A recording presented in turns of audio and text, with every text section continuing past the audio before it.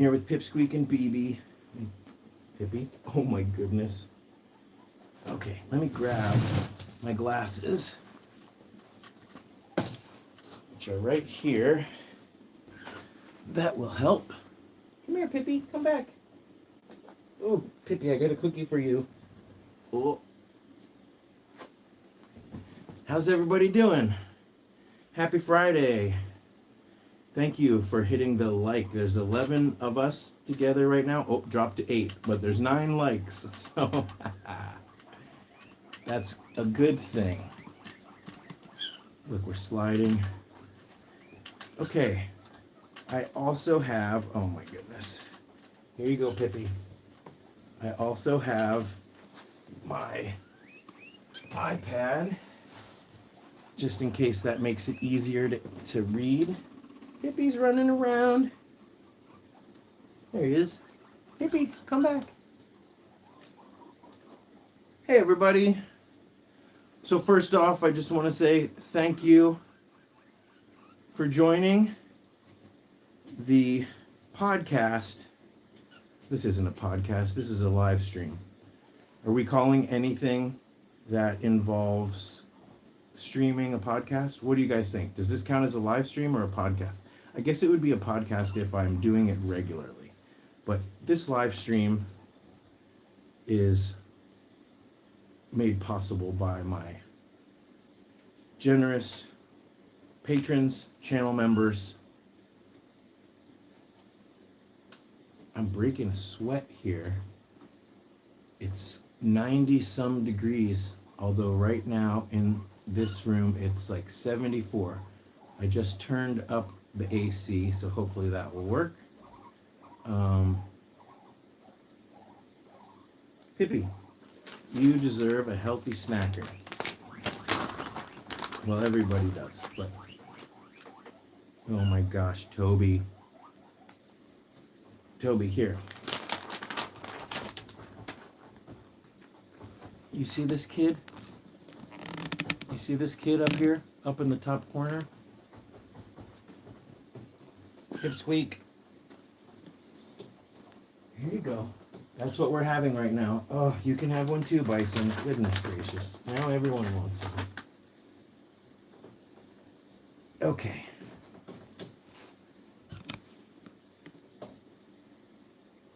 Yeah, if we could make it a habit of saying in the first comment where you are and maybe even what time it is, that'll help me learn over the long run what time zone everyone's in. Justine from DHS, for those of you guys who don't know, that's Desert Hot Springs. Oh man, I don't want to be sitting on my wallet this whole time. East Coast, 6:07, 10 p.m. here. So then 10 p.m. We've gone over this before. If it's 6, so where's 10 p.m.? Puerto Rico? Where's 10 p.m.? 4 hours ahead of the East Coast. Portsmouth, Wisconsin, 5 o'clock. 11:07 in the Netherlands. Here, you dropped your cookie, Pippy. Toby, oh, goodness gracious, now everybody wants one. Here, Toby, that's for you. Pongo wants one. All right, Pongo. Up. Pongo, here you go. Here. That's what we're having right now. Okay. And even though the shirt is backward, you guys, I'm sporting my SoCal Guinea Pig Rescue Mouse shirt today. Okay, let's settle in. Here's something that helps me. If, did I give you one? If you have a question put a question mark before the question. That way it's really easy for me to see when I'm scanning.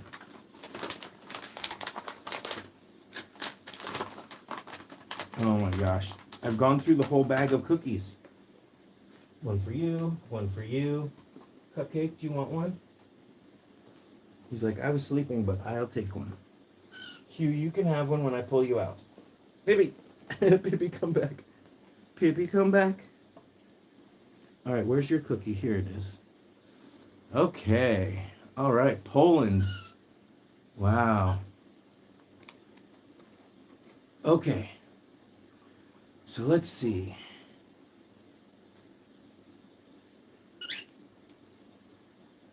Am I on WhatsApp? No. I mean, maybe I've downloaded it in the past for some random business reason, but now's your time, Susie. But if you're new and new to my channel, then you might not have heard me say for the last 1,000 years that there's a contact page on my website. So that's the best way if you want to ask me a question or a million questions. Reach out through the contact page on my website. One other thing, oh my gosh, just popped in, went out. Will I have more fish videos? Yeah, I if there's ever a reason, yeah, I certainly could. I'm sure that you're the only person who wants to watch them.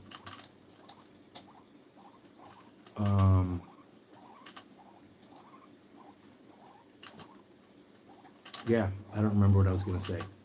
But I will say that I was able to go through and take some piggies from the East Valley shelter on Wednesday, and I will be sharing that video tomorrow before Saskia's live. That video will get out with plenty of time for you guys to watch it. Susie did also ask, am I vegan? Yes, I have transitioned my diet to 100% plant-based. Best decision I ever made. I'm not gonna spend the next couple hours talking about it, but it certainly improved my health and my well-being, and also the inner conflict of working with and helping animals. There were many chickens and hogs and turkeys and various animals at Saskia's ranch, and it didn't make sense anymore.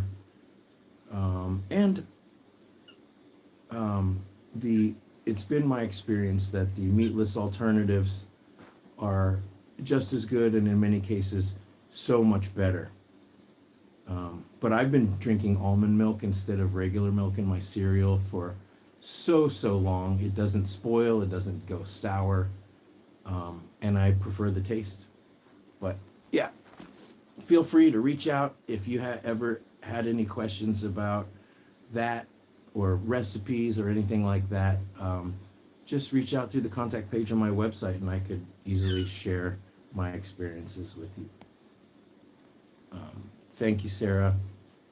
It's good to see you here.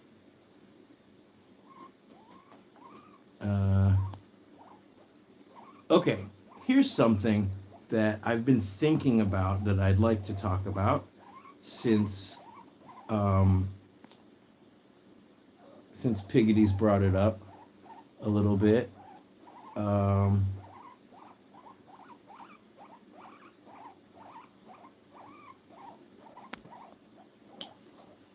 I mention my free guinea pig care guide all the time.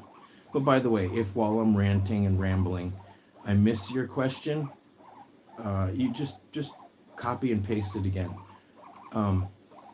In most of my videos, I talk about my care guide. In most of my videos about guinea pig care, Pipsqueak, let's get you some hay if that's what you prefer to eat. Here. I talk about my care guide, but I feel like in a lot of ways, whenever you're watching a YouTuber that has something for sale, whether it's a course or whatever, they say, check out my free blah, blah, blah, my free booklet, my free this or that. My care guide is not like that. My care guide is just basically as if you were with me at the Los Angeles Guinea Pig Rescue and I was explaining to a potential adopter everything that we require and expect and recommend about guinea pig care. So there's no upsell.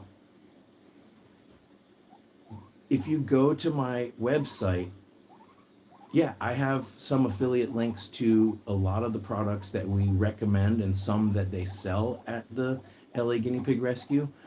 That's where I found out about Child Life liquid vitamin C. That's where I think I probably saw the Snack Shack being used for the first time.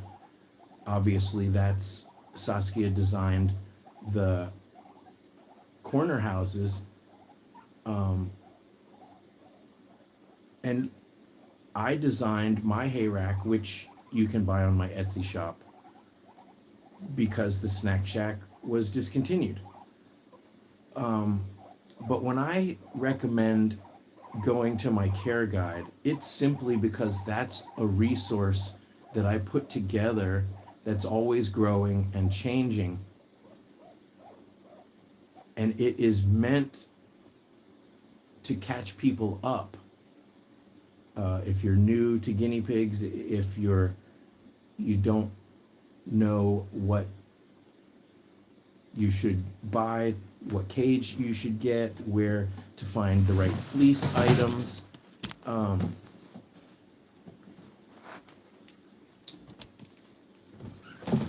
slid this big Cagetopia cage, and now I gotta move it back so I have room for my feet.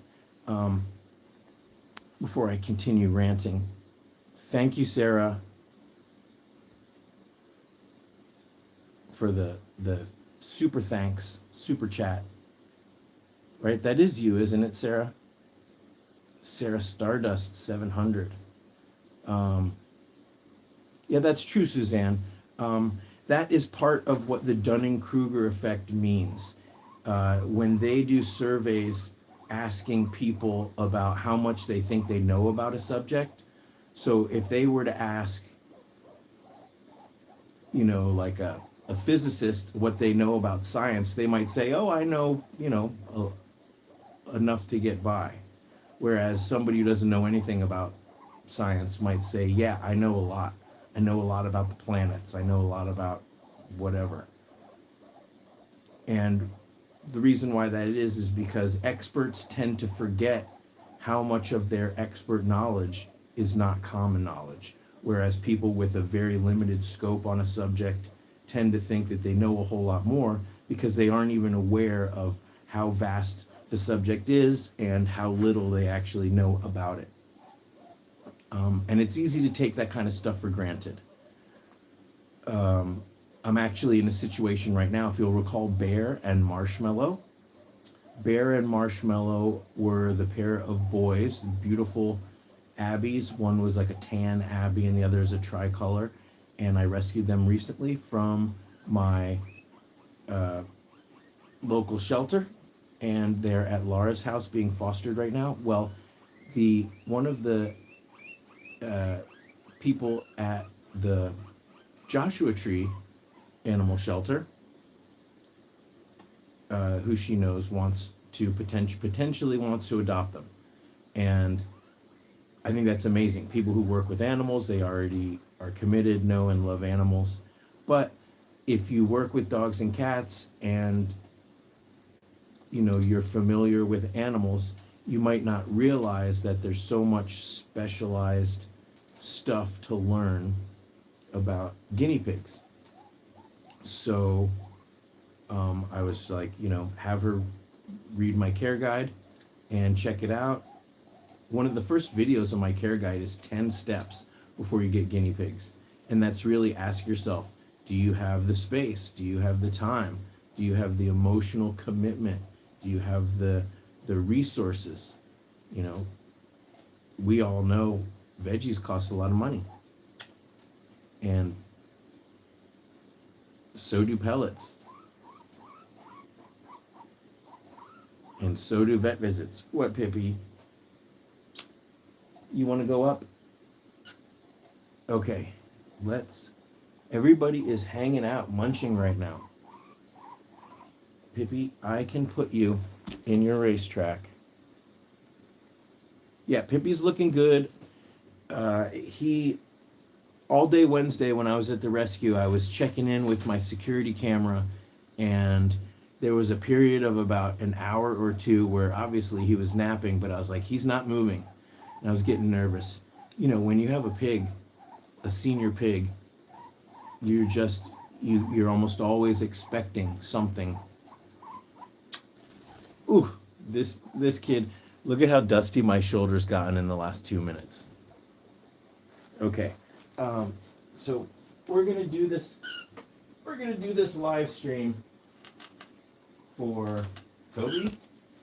How about you, Phil? You want to come up? Everyone's too fast for me. What about you, Bison? Come on.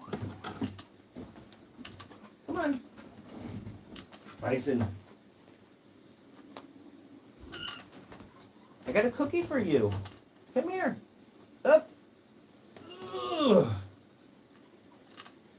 So Bison is almost 2 years old. I can't believe it. Ugh. Which actually goes to show that he's not the biggest piggy. A piggy his age could be a little bigger. But it also goes to show that not all piggies are the same size. People do often come to the rescue frequently and they say, oh, these guinea pigs are huge. I didn't expect them to be so big. Yes, they all run to greet me when they think I just have a treat, which I do. I've got a treat for you. You don't want it? Toby and Timby have learned some really bad habits. Okay, here we go. Who's the black fella with the white nose? Black fella with the white nose. Where? Who is the black fella with the white nose? In the thumbnail? Was that what no, my thumbnail was Pipsqueak. Who's the black fella with the white nose? Where did we see him? I mean, I think I know who you're talking about, but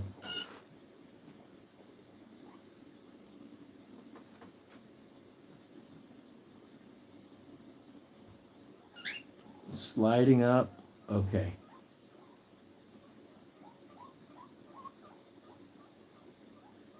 AGAK 370 says, I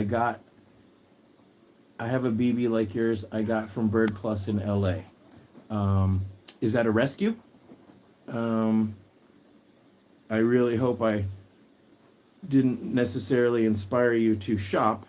I really wish my worldwide rescue list is for guinea pigs, but I do have some contacts with a couple bird rescues in LA.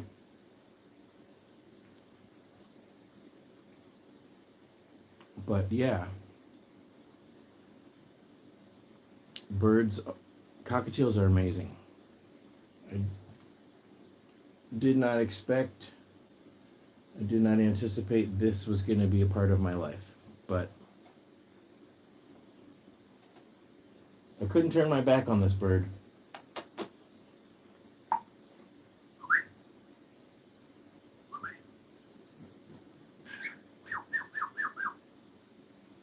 We'll beatbox in a little bit. Okay. Did I get your comment, Susie? I was looking for questions. Susie, you're not paying attention.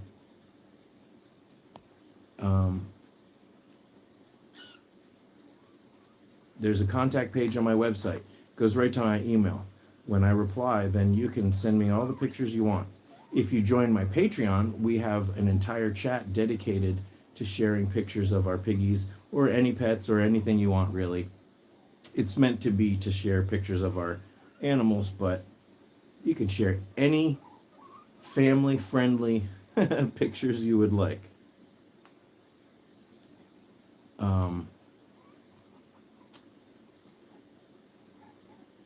So, let's see. Is there any news? There is one more piece of news. 50 more hay racks are going to be in stock. They're already in the mail. We've sold almost 200. I've ordered 2 batches of 100 over the years.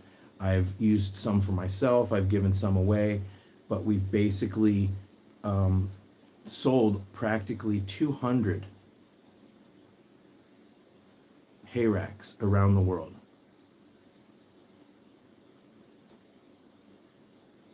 Mikhail asks, do you think you could have them compete in a maze or something? They love that stuff, right? I think that guinea pigs love tunnels. They like exploring. They're very food motivated. I don't think they're very competitive. And I'm not sure. So the thing with like most animals in mazes is they have to sort of teach them what the objective is, and slowly you can teach them to do all sorts of things, especially animals like rats. I don't know if you guys watch the what is it? The Something of Mischief. They're on Instagram. I imagine they're on TikTok. And those rats are like doing all sorts of obstacle courses and driving cars. On that note, the guy who makes my hay racks, we co-designed them because he also created guinea pig tanks. And so some piggies really like tanks or going inside the cars and running around inside them.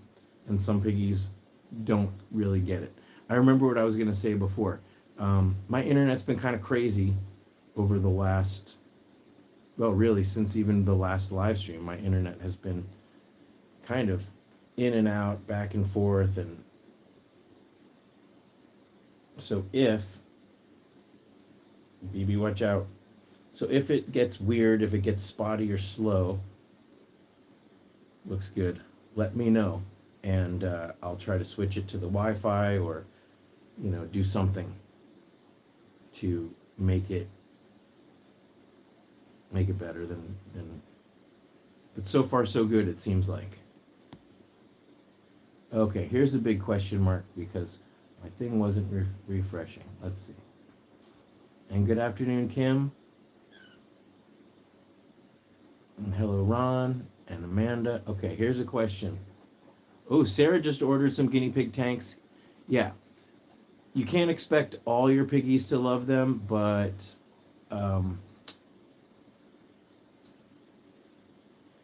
it's like a 50-50. And you could probably teach them if you put some snacks underneath there, then maybe they'll be more encouraged to go in them. Okay, here's the question. First Rachel's like, how old is BB? BB is 22 this year, I believe. I've had him since 2011, and I thought he was 7. That's what I was told.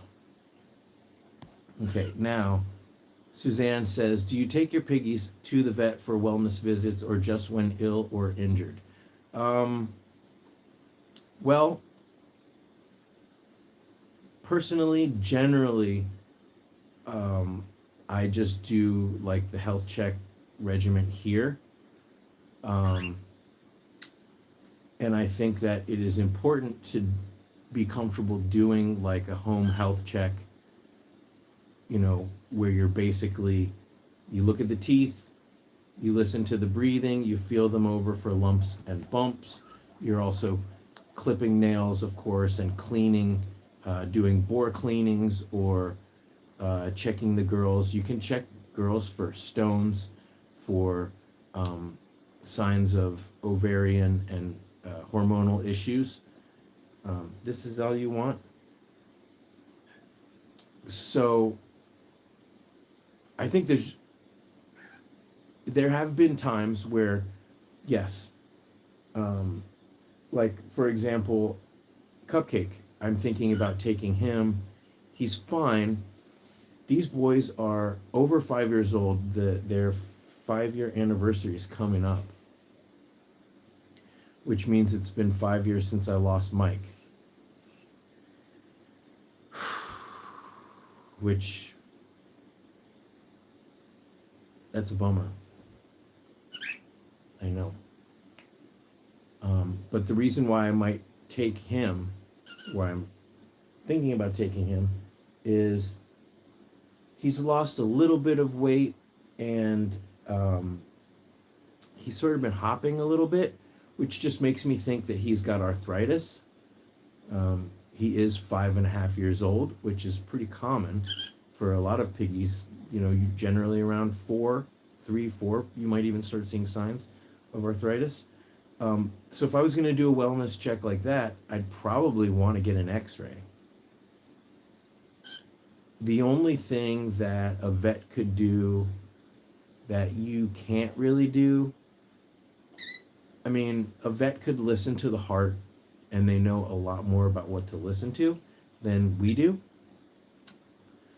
But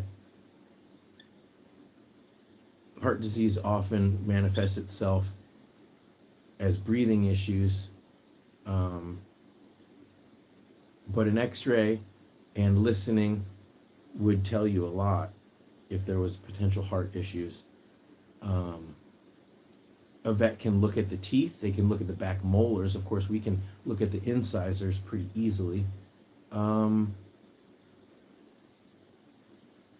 say it could never hurt. And if you've only got 2 pigs, 3 pigs, and you want to take them for a wellness exam once a year, that's money well spent. But I think it's not a substitute for learning how to do some of those things at home. Congratulations, Amanda. Amanda says she's been watching the channel for 5 years. What do you have holding the bottom of the grid tunnels? Is it just coroplast? Yeah, let's take a look. We can slide down here. Yeah, it's a strip of coroplast, and then the grids are bent. But here, let's take a look under here. Can we? Well, maybe I have to take this off. Let's flip the camera around. So on some of the spots, there's the grid. So this is like a double grid, and it's underneath the weight of this cage, creating a nice ledge. So the same thing over here. Underneath the table and the grid, there's a grid supporting it, but they're not connected. I hope that makes sense. Yeah. Pippi, you gonna just take a nap right there?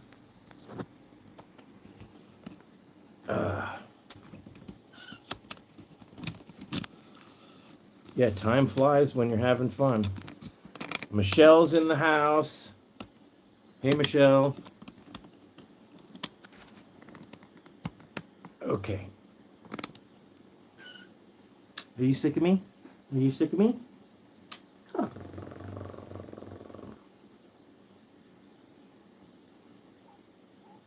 Liana's in the house too. And Allison. Bonjour, Chanel. Chaneflex. Where is the entrance to the tunnel? Okay, another question. Well, the entrance to the tunnel is over here. Let's see. Let me flip this around again. So Pipsqueak comes out of there, and he can go into his tunnel, and he can go around. The tunnel busts open right here, so he's got his little area to talk to these guys. And then the tunnel goes into that igloo, which is more of a turnaround. Okay, and there is my fleece, and there is 2 more cages. Okay. Yeah. If you want to know more about this whole entire setup, I have a cage setup playlist, and some of those videos are about how to make, a CNC cage or what things to put in a CNC cage, but a lot of those videos are actually about this specific setup, how I did some things, like how I built the racetrack, all the upgrades. So, yeah. Okay, how is that? There we go.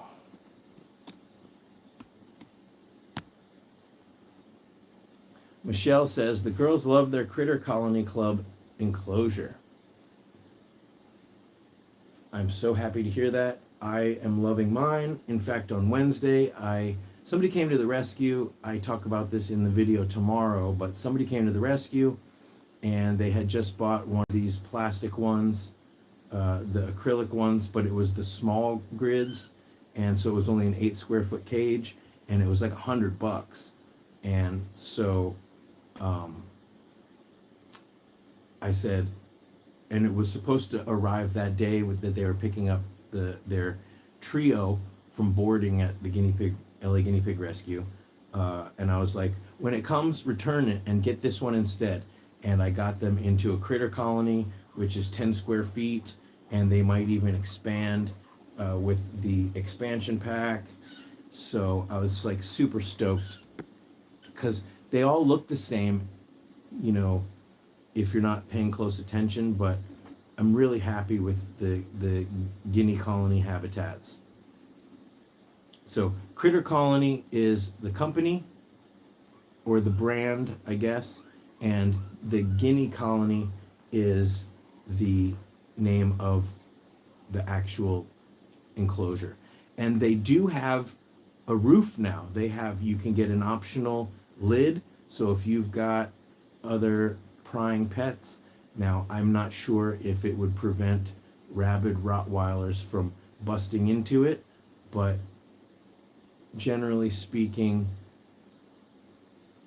I think it would keep out cats. It would keep out, if you had it on the floor, it would protect against, various curious pets.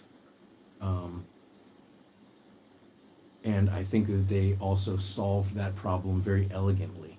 They created like a triangle, and then the lid is like on a hinge like that. So, and it's all clear. It looks really great. And just like the panels, it just sort of disappears in the room.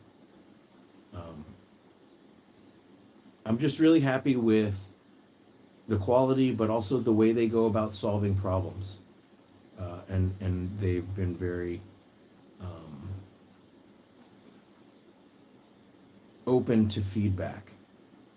We all want the same thing. There's 2 kinds of companies in the world. There's kind of companies where the mission is led by what they're doing. If it's a guinea pig habitat company, then they care about the animals.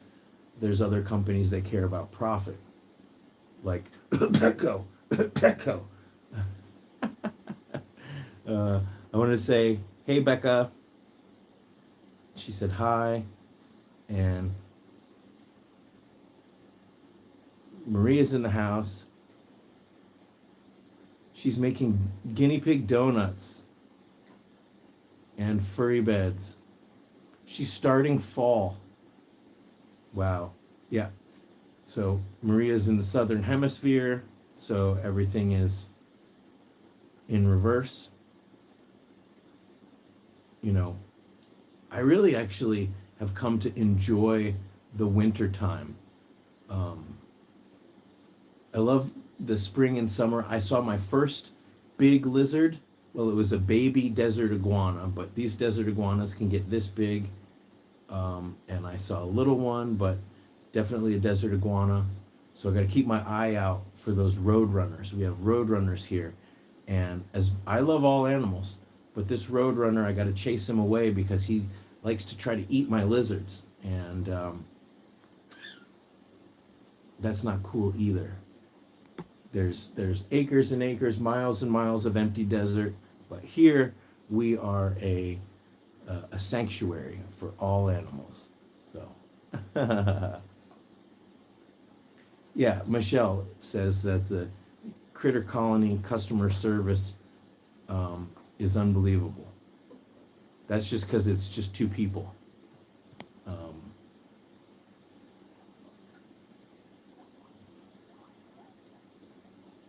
Hi, Cabby Mom. That's Carol Ann from North Carolina. You getting sick? Sick of being here? But everyone loves you, Bison. What happened to the cookie? You could finish it. You can't say Roadrunner unless you say Pip Pip. I think you mean Meep Meep.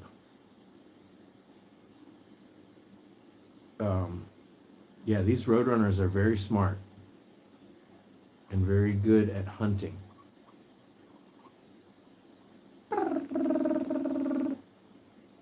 Oh my gosh. You guys got to see Bison right now. Let's flip it around.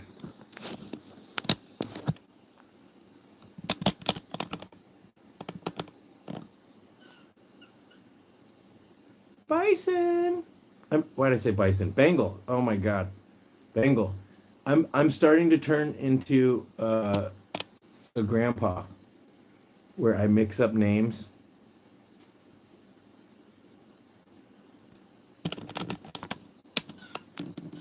I'm mixing up the names of my children. I don't really consider these guys my children. I consider them more unruly roommates. But I did adopt you. This is my child because I did adopt him. But most of these guys, I just sort of agreed to let them stay. Yeah, Bengal. I think, Maria, you've got your A and your E backwards. It's Bengal like a tiger, not Bangle like an Egyptian. And if you're younger than 30, you have no idea what that means. Younger than 40.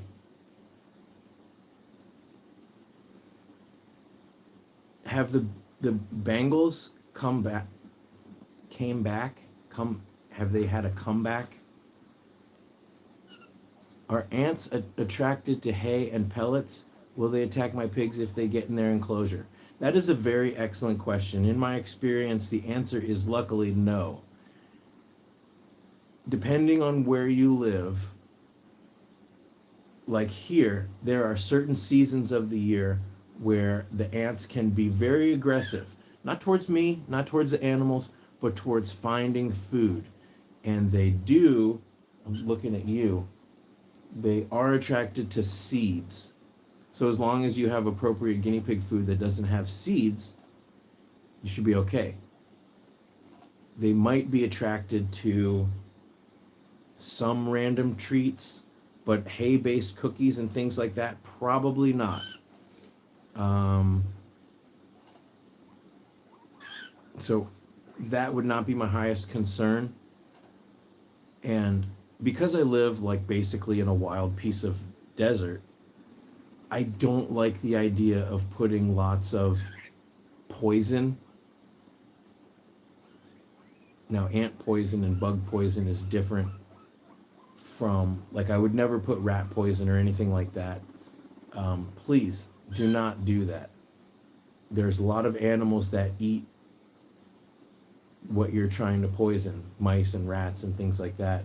So you end up killing the neighbor's cat. You end up killing owls and other animals that are out there. So don't poison the wildlife. But I do once or twice a year put the little ant baits inside here, inside my house. So I'll put them in a couple areas. And as long as the ants stay outside, they don't have access to the poison. But because I imagine that there could be ant colonies under my house. So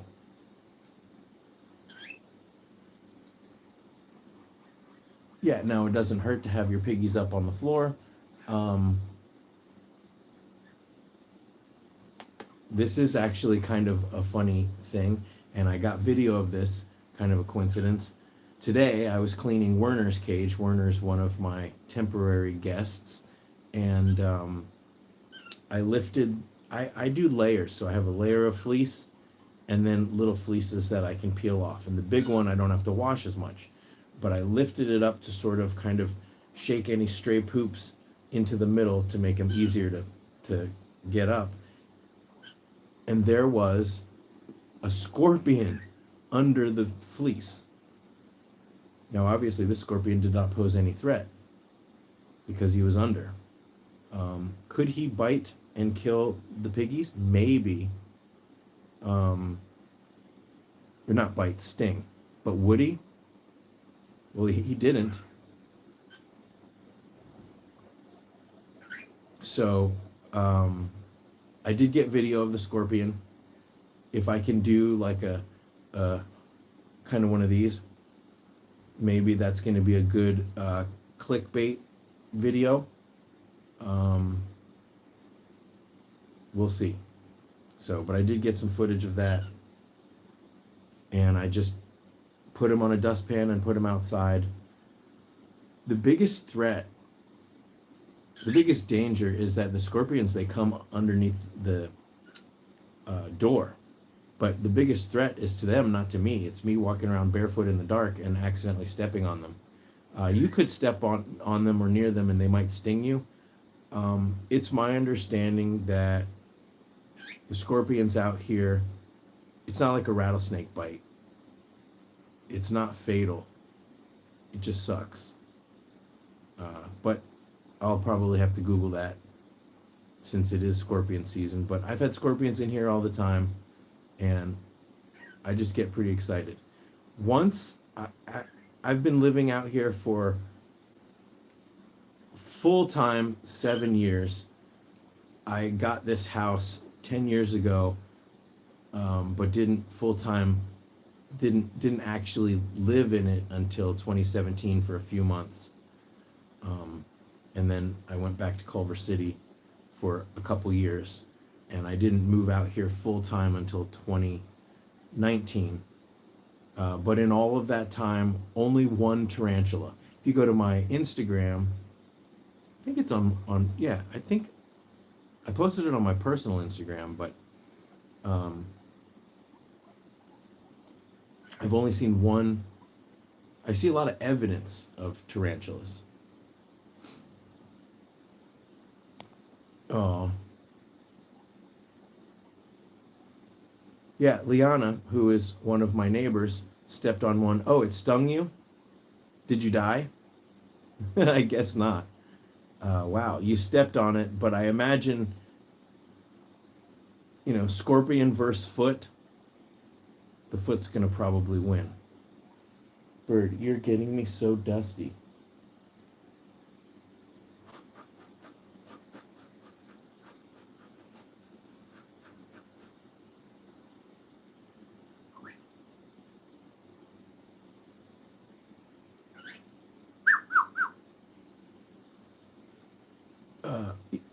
Amanda remembers when I actually moved. Yeah.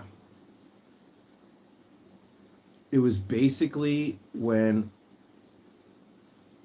the channel had been going for about a year, and I was able to make that transition. And I'll tell you, that being able to live here is only possible because of the patrons and the channel members, and those of you, there's a couple people that are doing monthly donations. through the PayPal link on my website. That's the only way that of being able to do this full time. And of course, those of you who've shopped on my Etsy shop. Did I move because the apartment wouldn't allow piggies? No. I moved because, and for a lot of you that don't know, I did Hollywood effects for almost 20 years. And it was slowly becoming more and more of a sweatshop kind of a deal. I still love it. I still, there's part of me that would love to go back to work for movies. But I feel like I'm able to make such a bigger impact. And so I moved out here to save money because my mortgage was a fraction of what my rent was, even in I was living in a small 1-bedroom apartment in Los Angeles, and the piggies had the bedroom, and I was sleeping in the living room, and my neighbors right above me, it was their kitchen. And so 6 in the morning, boom, boom, boom, boom, boom. I don't think I got more than 5 hours of continuous sleep that entire time I was living in that place. So no, I moved out here to make ends meet. No, I would never move into a place that wouldn't allow pets. And if that was my only option, I would sneak them in. What do you say, Bison? Are you getting sick? Let's see. What's Hugh doing? You want to grab Hugh? Fuzz is looking at me. Maybe we can grab Fuzz first. Look at these orange lips. I'm sorry. Look at these orange lips. Bison, did I clip your nails the other day? Did I? I think I did. Okay. Well, let's turn around. Let's put Bison back. Oh, up and over. Fuzz, you want to come out? Fuzzy boy, you want to say hi? Come here, buddy. Up. Oh, how are you feeling, bud?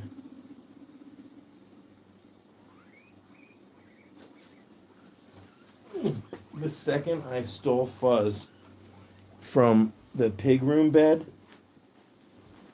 the very second I stole Fuzz from the pig room bed, you can't see, Fox takes it over. What's going on with you? What is this? I'm feeling a lump. First, let's say hi to Fuzz. But just now I felt, let me feel this.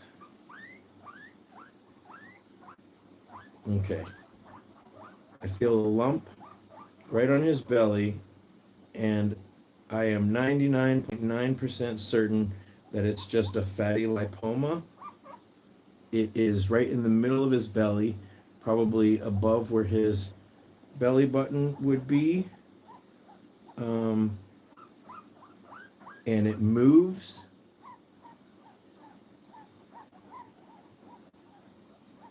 So what I would do is I would say, okay, how big is it? It's about the end of my finger. It's about the size of a small piece of gum, but it's very round and smooth, and it kind of moves. So I'm not worried about it, but it's something I want to keep an eye on and make sure that it's not growing. And if it does grow, then we can have the vet take a look at it. Piggies tend to be lumpy. And if it's a cyst or a fatty lipoma, not something that you really need to freak out about. You should always be concerned with anything. But piggies are lumpy. That's part of the home health check. And it's really easy to check for lumps. You just, when you're petting them, when you're holding them, you just look. Hi, Fuzz. Look at this guy. Okay, that's good. Carrie says Shadow has a lump. Now, I have some videos about lumps, and I'm sure there's lots of videos about lumps, and you could certainly ask your vet. But if the lump is stuck to the muscle tissue, it's not great. If it is stuck to the skin, then that's probably a cyst, especially if it's more on the top. This one is kind of like a bead. Well, it's like a centimeter or two, and it's like a soft, it's like as if it was made of gel or something like that. Like you could squeeze it a little bit, and it's under the skin. So Suzanne says her vet said small lumps in older pigs are cysts, recommended not to get them removed, but to give meds if they get infected. Yeah, most cysts are basically pimples. And, you know, your dermatologist would tell you, leave it alone. You don't mess with it. With the pimple analogy, they usually will resolve themselves. They'll usually come to a head, and then if that happens, you can squeeze it out. It may come back. There's like a sheath that's around that cyst, and you want to get that out.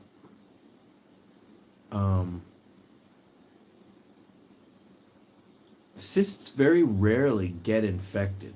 If it does rupture, then you would want to clean it out, and you might want to try to flush it out. If you had like a dental syringe with some very, very diluted betadine and water, like 1 to 4, 1 part betadine, 4 parts water, something like that.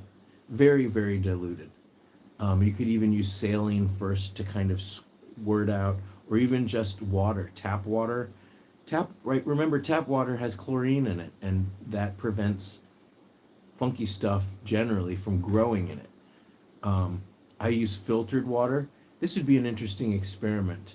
Have 2 water bottles, one with filtered water, like the zero water filter, and one with straight tap water. Put them both in water bottles that have just sort of been cleaned out with a bottle brush.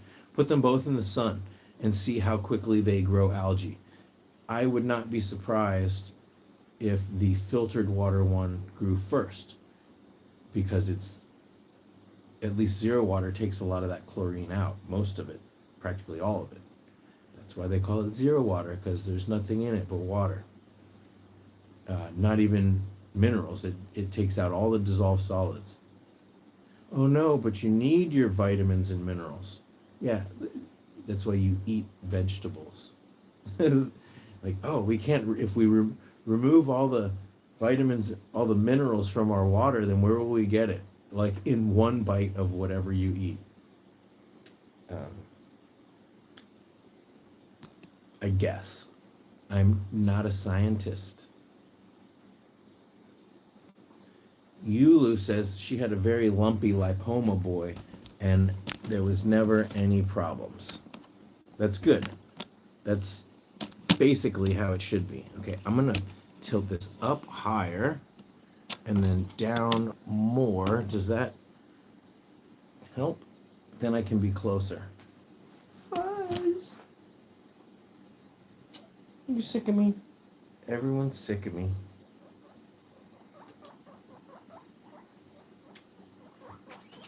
So here's an interesting concept, because people have told me in the past, I lost a pig and I'm worried, like I loved the piggy that I lost, but I know I need to get a new friend for my piggy that's survived, but I'm just afraid I'm never gonna love them the same way. Of course, you will never love any piggies the same way as each other. You have a different relationship because they all have different personalities. But the one thing that I tell people that I've experienced and that I'm experiencing right now I love Fox. He's been here a long time. I love this kid very much. Where did he go? There he is. He's hiding behind the snack shack. And I love Fizz. I love Fizz very much. I will always love Fizz and Fuzz. And it was very sad for me to lose Fizz, and I worried about Fuzz. But what makes me love Fox even more, and Fuzz even more for Fox's sake, is that they both had partners that they lost, and now they are keeping each other company. They are feeling they're giving each other this sense of security that they need, and I'm grateful to each of them for doing that. So for somebody who is adopting a new piggy for their surviving piggy, you will end up loving them very much in a new way, especially when you realize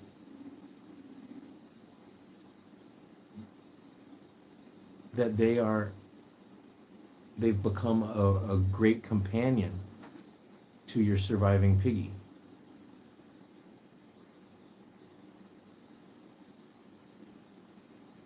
What do you say? You're my fat baby. Look at his chunky chunks.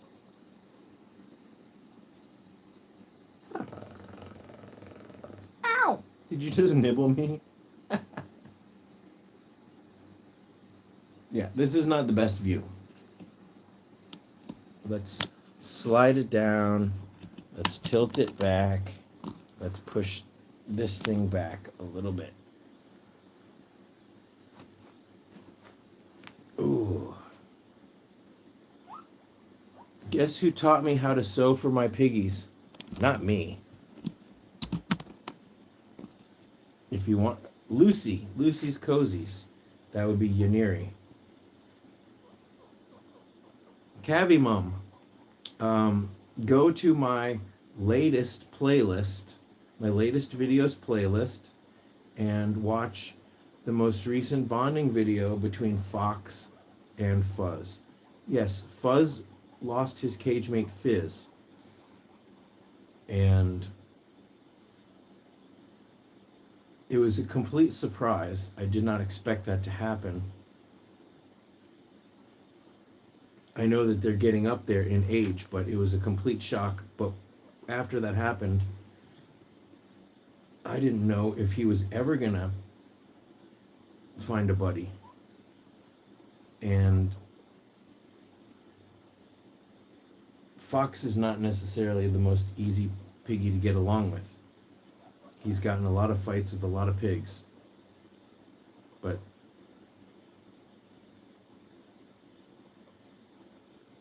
yeah, so if you want to see that video, you can go into the latest videos, or, I mean, you can just scroll back in my videos history, but it should also be in the bonding playlist.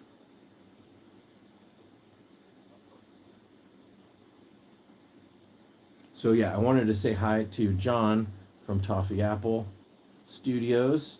If that is you, John, no, you're not the only one there. Hi, Mino. You sick of me? Okay.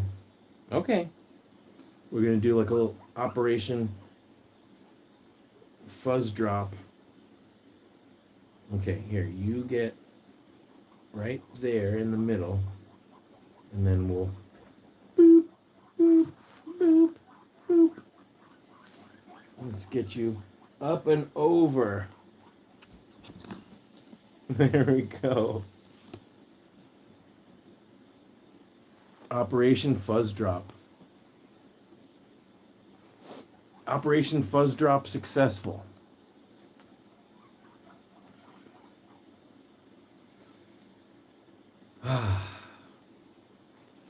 Oh, I gotta stretch my legs. Okay. All right, we've been live for an hour. Oh my. I was like, is this all Bird fuzz? No. This was fuzz fuzz. Wow, who sheds the most? I never thought teddies shedded so much. Okay, yeah, who's the next piggy? Man, I feel really bad about grabbing Bison right now because he looks so chill.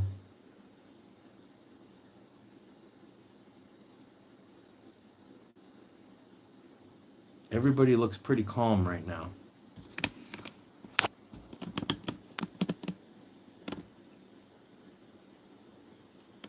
Okay, let's see.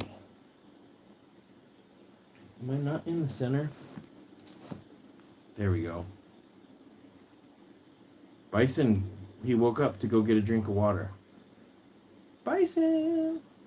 Oh my God, I did it again. Bangle. Bangle. I'm old.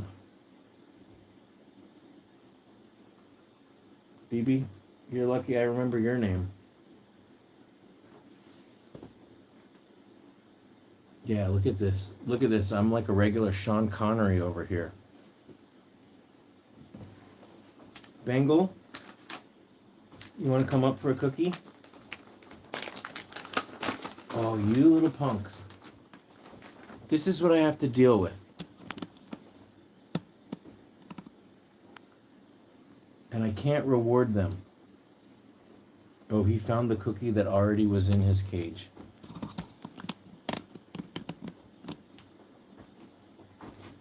Come here, Bengal. Oh, Bengal up. Oh, yeah. Bengal, you smell? You smell these piggies?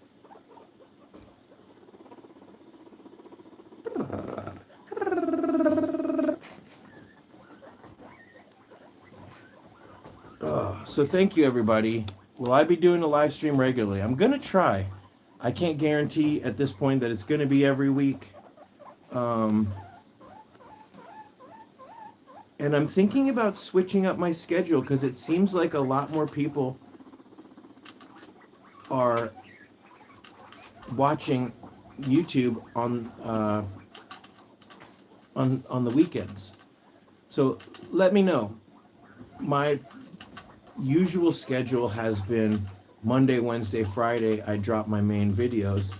Occasionally, the Monday video will be on Tuesday, and sometimes I'll add a video, and then shorts are just kind of whenever something happens. Oh, you smell. You gotta focus on the cookie. Focus on the cookie. No? Whose stinky butt is that? Who do you smell?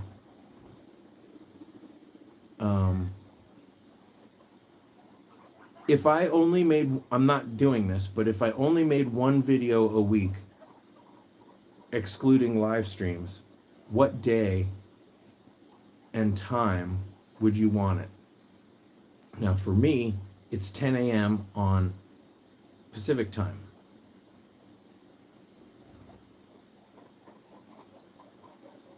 So that equates to, what, 1 o'clock Eastern.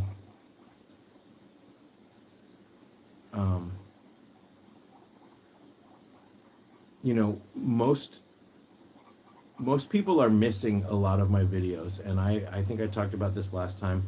The algorithm, whatever is happening, I'm not being suggested most videos to channels I'm subscribed to. And it seems like it has been penalizing the channels that I watch a lot more. Like, there are some videos that like I'll watch when I'm cooking. And there's some videos that I'll watch, you know, at different times. And if for whatever reason, like I'm not cooking or I'm not at home and I miss that video, or I decide to watch it at a later date and I don't watch it right away, then they won't even suggest the new one. And then I go to the channel that I'm regularly watching, and I've missed 5 videos. And I'm like, what? How come I wasn't alerted to that? So we've all become very passive in the videos that we watch.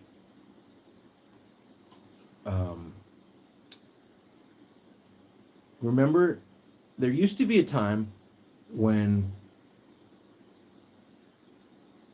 well, back in the day, you would sit down and whatever was on TV was on TV. But if you wanted to watch a show, you had to show up at 9 o'clock on Friday or whatever to watch that show. And then we got spoiled being able to watch whatever we want, whenever we want. But then that got replaced with just the algorithm saying, this is what you want to watch. Swipe, this is what you want to watch. Watch this, watch this, watch this. And you just pick from whatever's being shown to you. But a lot of that's not being shown anymore, because the second you scroll past something, the algorithm's like, oh, okay, they don't want to watch that. And so you end up watching just the most sensationalized stuff. So, Kitty, this is Bengal. This is my Bengal, who is also like 5 years old. I got a lot of 5-year-old, 6-year-old boys here. Yeah. So I'm really grateful to all of you that tune into the live stream, that have become channel members. Everybody who has the green names in the chat, those are all channel members. So thank you so much. Like, really, I couldn't do it without you guys.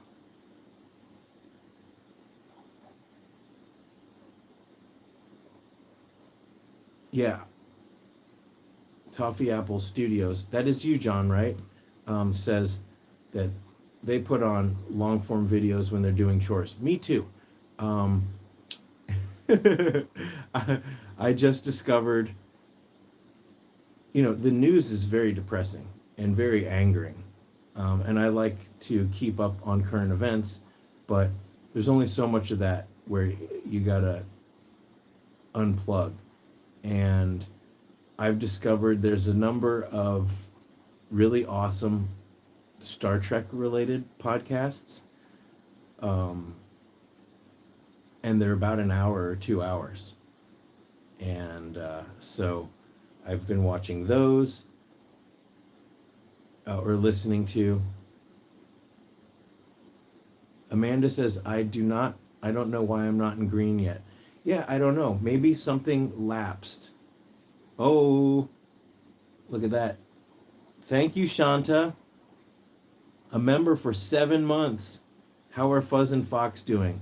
You just got here. I was just holding Fuzz. They're going strong. So when this ends, you can go back to the beginning or to right about an hour, and you'll see Fuzz. They are doing very well. I can tip it over here. He's right behind the water bottle. Does that help? Can you see him? He loves this thing. He loves that bed. Okay. Quakertown, PA. There's 2 Star Trek podcasts. One is with 2 people from the Enterprise cast, Trip and Reed. Can't even remember what the actors' names are or what that podcast is called. But the other one is a new one. They call it Dropping Names. It's with Jonathan Frakes and Brent Spiner, which is Number One and Data.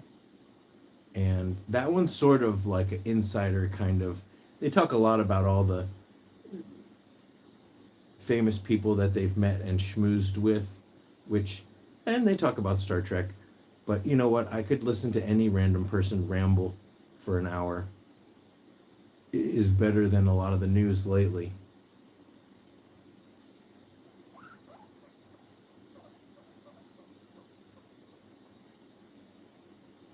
man. Yes, John, I totally have the time to do yet another podcast. I thought of it. I thought of actually having wine with Valerie and making a podcast where we could talk about all sorts of stuff.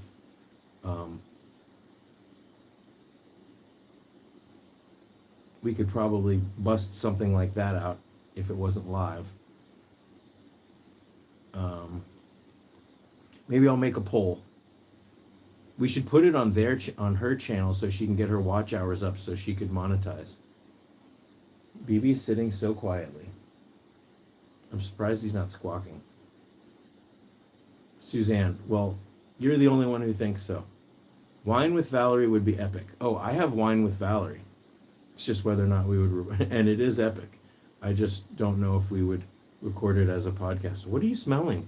That's your own butt. Here, you smell this? Ready? Ready? You smell that? That's your butt. That's your own butt. That's your own grease gland.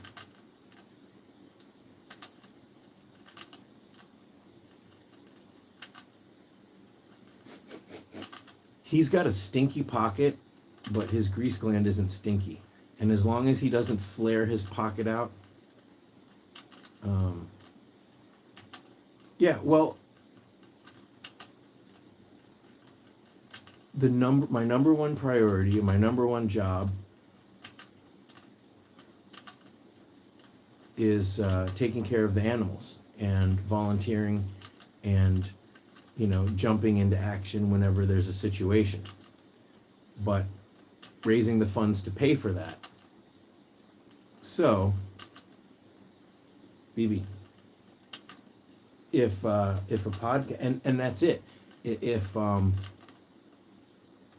I could figure out, if we could get SoCal Guinea Pig Rescue monetized on YouTube, then they could even raising a couple $100 a month.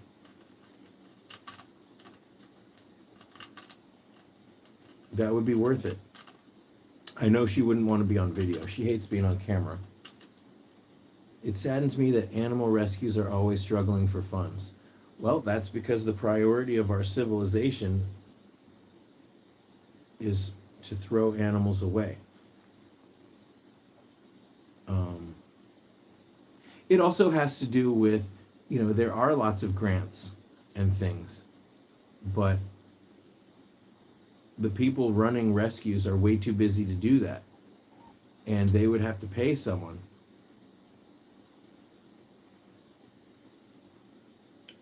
You know, they'd have to pay like someone to, it takes time to write all those letters, to do all the things that require to get grants.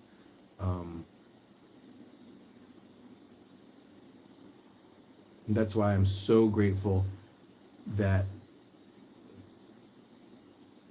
I'm able to share what I've learned volunteering and be able to make ends meet. Because like I said, without the patrons, you know, and I'll be honest, it is a struggle.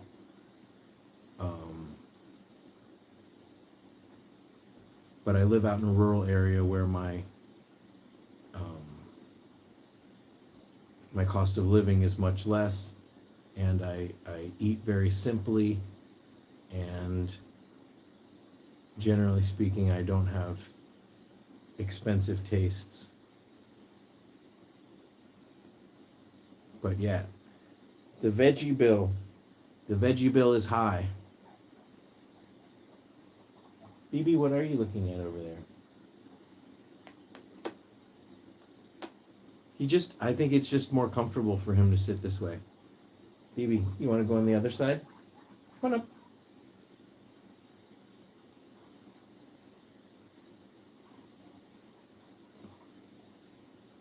There you go. Look this way. Look this way. Come on. We want to see you.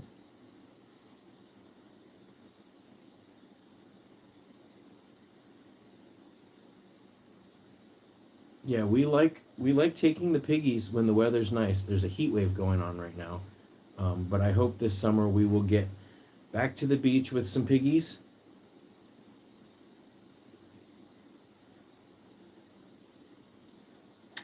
You want some hay? You want a little hay?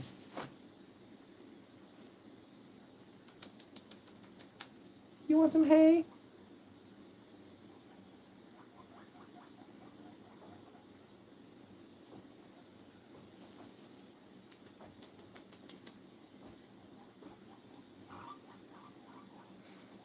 Yeah, rescues struggle because the medical expenses for taking care of sick animals is extremely high. It's not easy. In fact, a lot of times, that's the main consideration for whether or not a rescue can take in new animals. Tune art.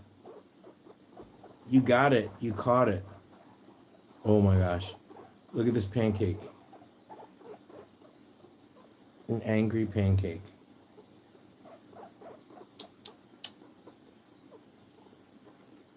Does this pancake want a cookie? No.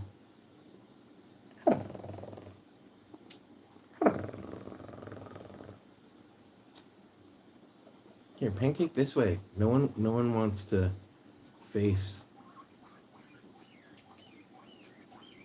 Everyone's camera shy. Yay, BB, you're facing forward. BB.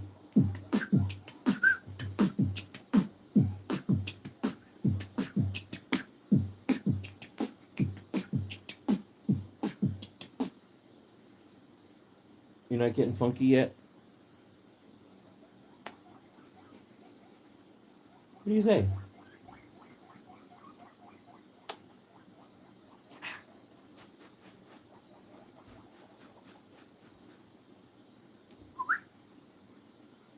Ow!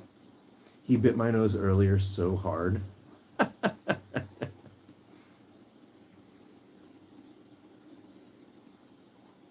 Oh my gosh. Where's this tropical storm?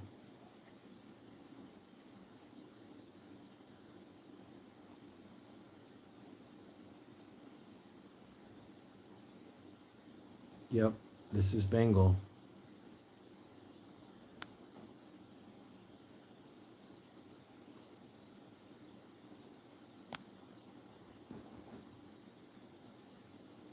She shed. That's hilarious. Oh, Hawaii? Wow. Oh, that's right. I'm so jealous. I'm jealous. Look at this piece. You don't want it?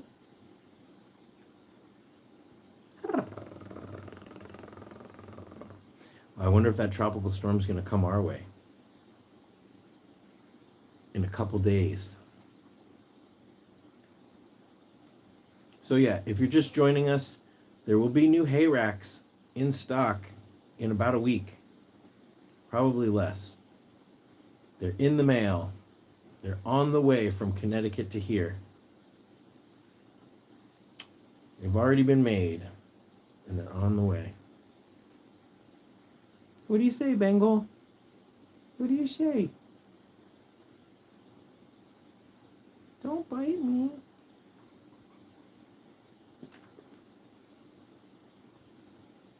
Oh, I missed.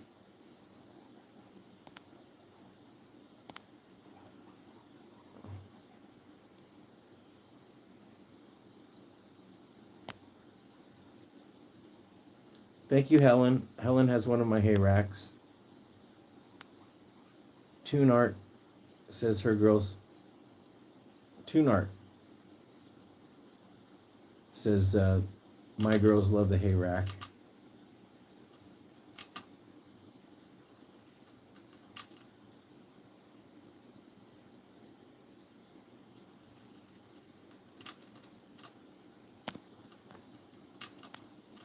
Okay, Michelle, take it easy. I guess I missed her already. Thank you, Cavi Mom. Yeah, all of the Europeans are going to bed. Well, we got about 40 minutes, and then I really have so much to do. I've got to clean some cages. and get that stuff in the laundry. Okay, here's a good question. Suzanne says, what is the most impactful way to support your rescue? Okay, which rescue are we talking about? Because I'm not a rescue. So I'm just a guy with a lot of foster pigs. I help rescues. I volunteer with the Southern California Guinea Pig Rescue, with the Los Angeles Guinea Pig Rescue, with We Companions, and I work with a number of other shelters and rescue. Thank you, Guinea Cat, for joining the Patreon. I don't know if you already were, and it's just under another name. Yeah, these glasses. Thank you. These were $30 specials on the glasses shop online. They have 0 bells and whistles, but they are tiny and they are flimsy, and so they are comfortable. Yeah. So the question is, how do you support? If you want to support me, join the Patreon or become a channel member. You can shop at my Etsy shop. These are all good options and they all have their own benefits. But if you want to support the rescues that I support, that I work with, that I volunteer for, I would just go to the website and see what they ask for.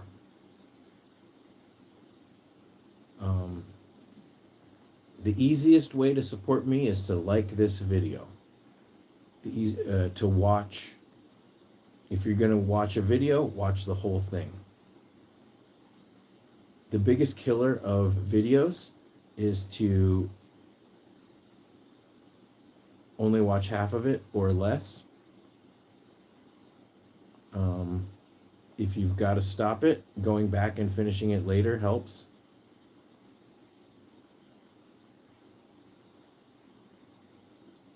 For Hayrack Amazon, at this place, no tax. I have no idea what that means. Already had liked this video. Yay!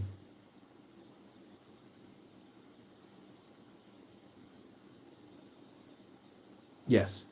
I watch a guitar-related podcast that incidentally is also live right now, but I watch it on Saturday, and usually it takes me 3 or 4. I watch it, I listen to it in the car, so I'll just let it play and I'll just listen to it when I'm driving to LA, and sometimes I'll pause it and I'll pick it up later. For a really big channel that's really popular, it doesn't make as much of a difference, but I'm an extremely small channel.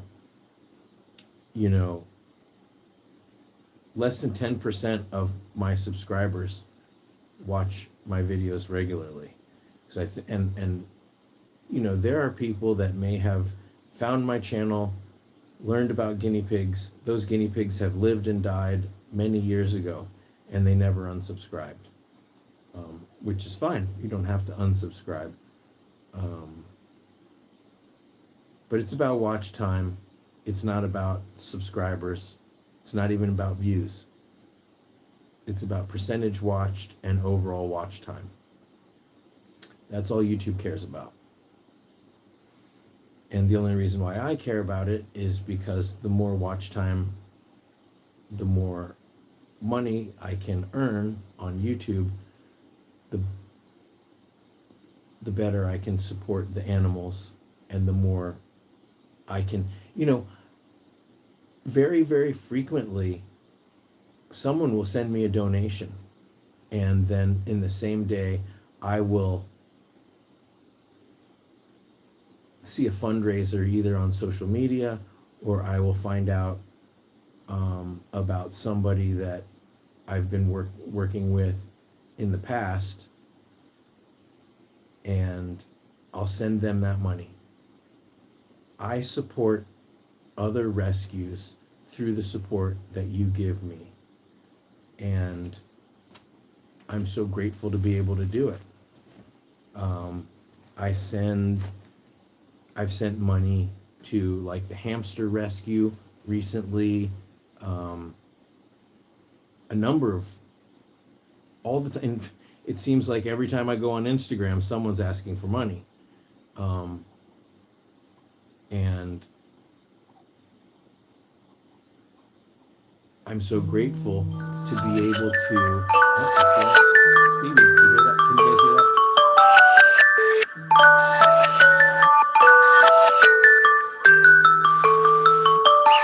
Ah, that was right in my ear.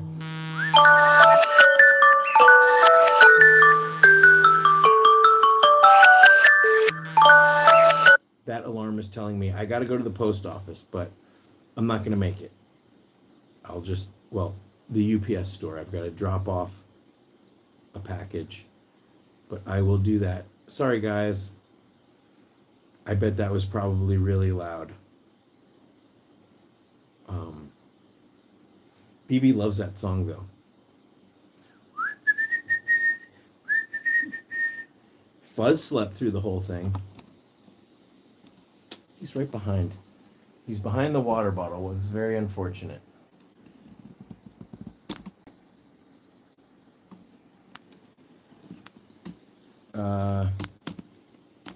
Okay. We were talking about how crazy the news was, and things that we can watch and listen to tune out and recharge and feel better. And I was thinking that I need to do more 5-minute, 10-minute videos of just cute piggy faces and cuddling the piggies. Let me know if that's something that you would watch. Sometimes I'm always looking for a video of certain length. Sometimes I just need like a 3-minute video. Like I'm sitting there and I'm waiting for my water filter to filter. Sometimes it's like, okay, I'm gonna fold some laundry, so now I need like a 10-minute video.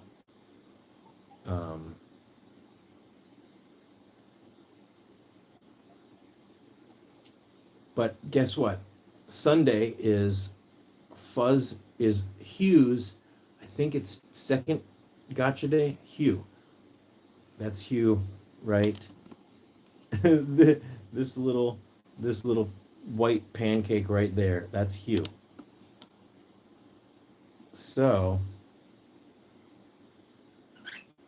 I'm gonna just have a snuggle session with Hugh, and Hugh does not like hanging out with the other piggies. He gets really upset, but I'm gonna snuggle with him and spoil him and give him some treats, and so I'll have that video on Sunday. Question: will there be a third coloring book? Eventually there will be, for sure. But I'm going to definitely complete, and you guys want to see some more pictures of my the second installment of Cage Mates. I hit a milestone, a very slow milestone, but I'm on page 20. Page 20 of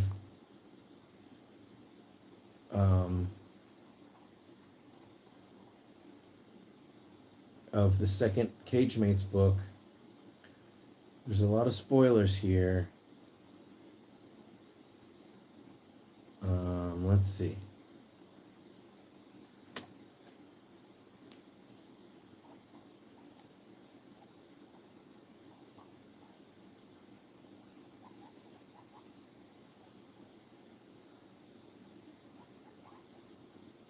Best way would be to hide the word balloons.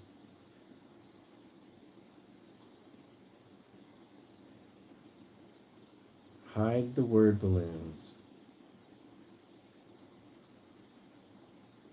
And then we can appreciate the pictures.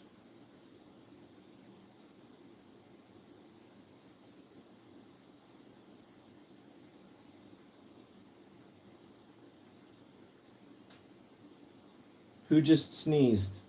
I don't like it. Okay, look at this. So this is the cat with some nasty fish bones. And there's little sassy Maria.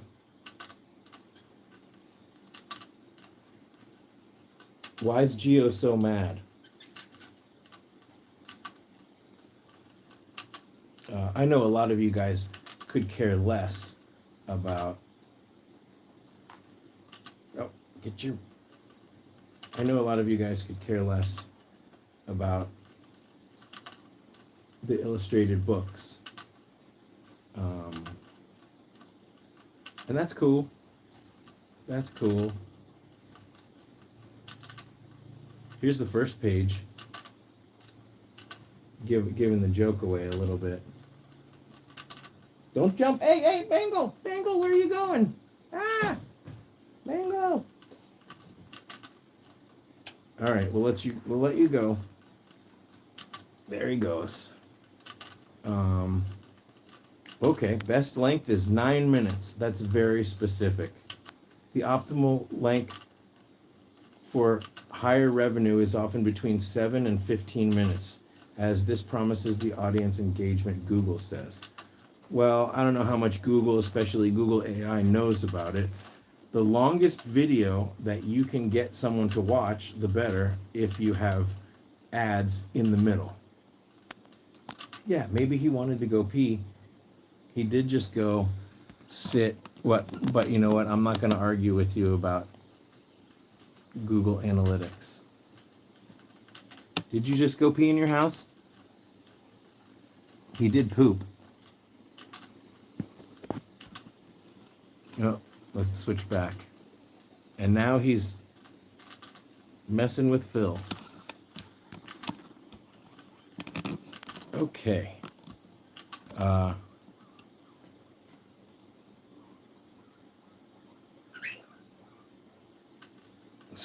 But I will say, if you haven't read my first illustrated book, Cage Mates, I highly encourage you to do it. I need to print some more copies to sign. But sorry, BB. They are available on Amazon in hardback and in hardcover and paperback. This is the first picture of Floyd, and Floyd is basically a pink version of BB, even though he's supposed to be a Major Mitchell's cockatoo, which is a slightly bigger bird. Okay, enough of that. This book is not going to come out for... Hopefully it will come out before Christmas, but probably not much before then.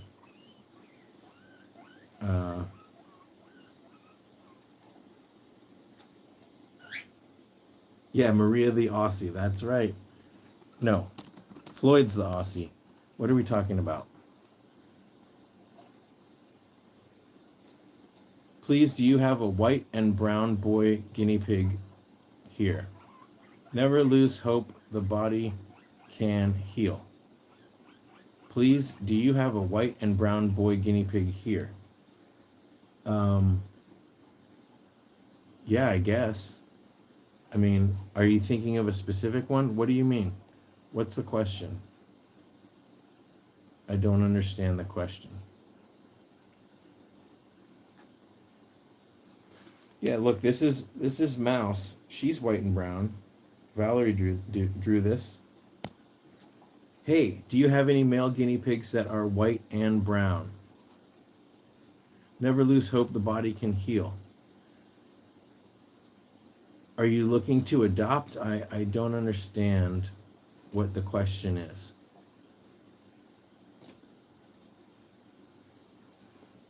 All my pigs are males except for Allie and Molly. Yes, you're looking to adopt. Okay, well, you didn't say where you're located, but I have a worldwide rescue list where you can find dedicated guinea pig and small animal rescues around the world. Where are you located? I do have some single fosters. Yeah, Valerie, she spent a lot of time learning the Procreate software, and but in a short period of time, I really saw an incredible improvement. She's in America, New York. Is there a city in New York called America? The Bronx. The Bronx. Yeah, you know what? If you go on my worldwide rescue list, check out, there should be a couple rescues in New York. And there might be some in neighboring states where they might be willing to meet you or whatever. But it's mind-boggling. But I do get messages all the time from people that either want to surrender or adopt from me, and they don't tell me where they are, and it turns out they're thousands of miles away.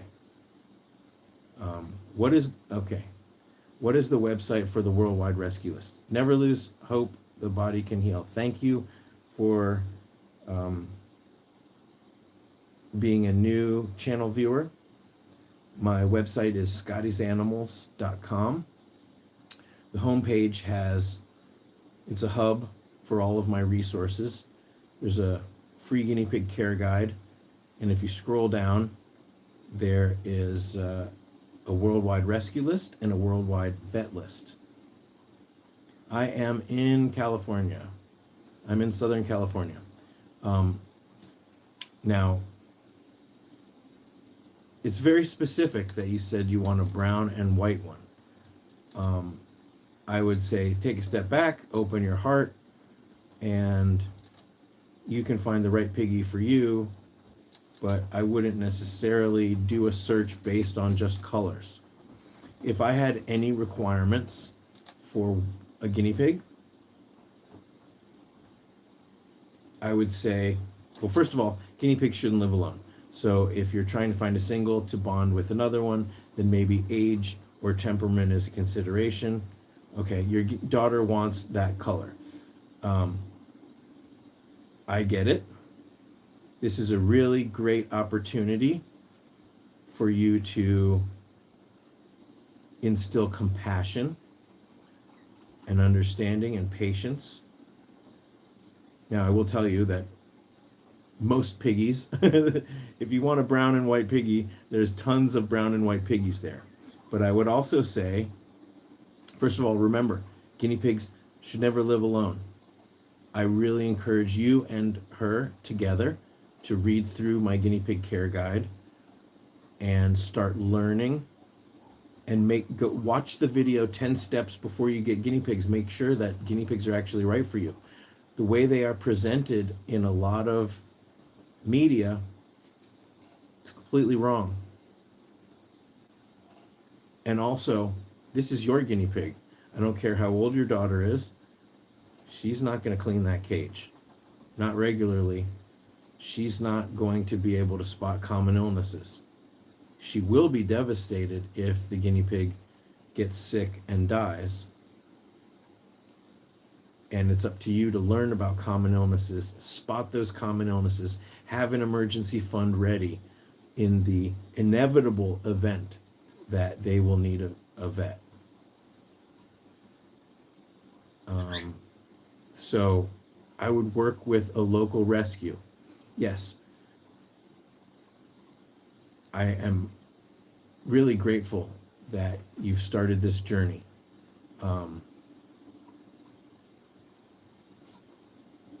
I've adopted thousands of guinea pigs to families over the last decade. I don't know you and I don't know her. many, many, many kids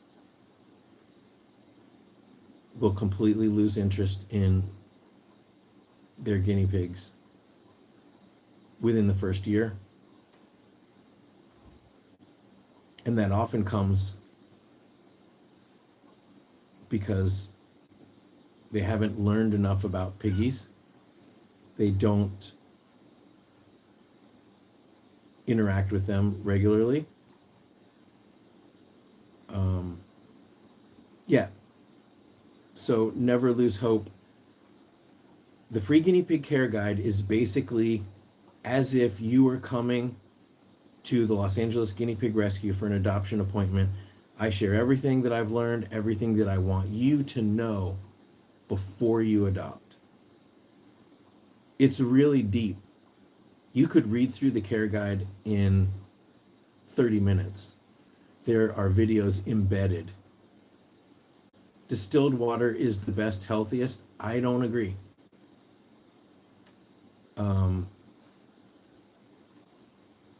I think it's fine. I think spring water is fine. I think filtered tap water is fine. If you have a pair of guinea pigs and you want to give them just distilled water, it's probably good. Probably totally fine. But I don't think it's necessary.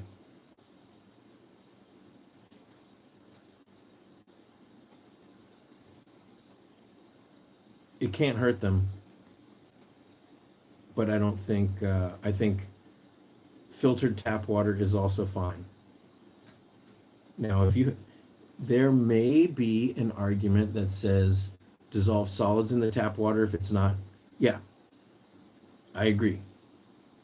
And there may be a situation where minerals could potentially contribute to stones. So I'd say go for it. Distilled water should be fine. I would talk with your vet. I have a worldwide vet list. There may be a reason why spring water instead of distilled water might be equally as good or better in some situations. But I was talking about vitamins and minerals earlier, and the veggies that you're going to feed them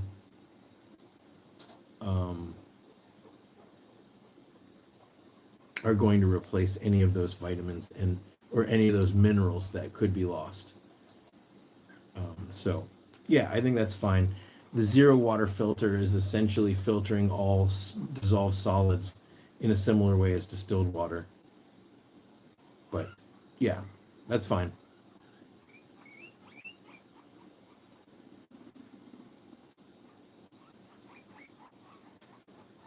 Yeah,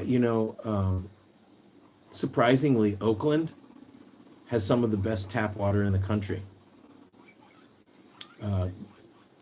The East Bay, California, has some amazing tap water. There are some fancy restaurants up there that exclusively serve the tap water because it's so good. Ironically, the water company up there, the water utility, is called East Bay Mud. Multiple or utility districts, something like that. Yeah, this is what I would say. Whatever water you drink, that's the water you give to your piggies. But let's do a quick crash course. There's 5 points that I try to instill to people if they're brand new to guinea pigs. Number 1, guinea pigs should not live alone. They need a buddy. If they're boys, they need to live in a pair. If they're girls, they can live in a pair or a trio or a group, depending on if you have the space. But they shouldn't live alone. They should have a buddy. Number 2, guinea pigs need a minimum of, I think, 10 square feet. A single can live in 8 square feet, but the only appropriate singles are piggies that are having trouble bonding with other piggies that they want their own space. So like Bengal here. What did I do? Bengal here. He lives in an 8 square foot cage next to these guys who live in a 10 plus square foot cage. So guinea pigs shouldn't be living alone, but a minimum they need. Yeah. If someone says they need a minimum of 12 square feet, I'm not going to argue. The more, the better. But I'd say a minimum would be And don't be confused, because some of the cages, when we say a 2x4 CNC cage, these grids right here are 14-inch grids. They do sell 12-inch grids online, and then a 2x4 is 8 square feet. So don't be confused. The standard grid size in the guinea pig world is a 14-inch grid. Okay, so those are two. The third thing, guinea pigs, 80% of their diet is hay. Okay? 80% of their diet should be some kind of grass hay. Timothy or orchard grass, not alfalfa. Alfalfa is a legume. Alfalfa is like I've never had alfalfa beans, alfalfa seeds, but alfalfa is a legume family, has a lot of calcium, great for newborn babies, great for pregnant mamas. Long term, very sparingly, you want plain grass hay for your piggies. And then also, so we're talking about number 3, the third part is diet. Don't overdo it with the veggies. A handful of mixed veggies, such as green pepper, celery, cucumber, small piece of carrot, small piece of tomato. That's generally the staples that I do. There are other veggies that you can do sparingly, but my there goes a big fluff.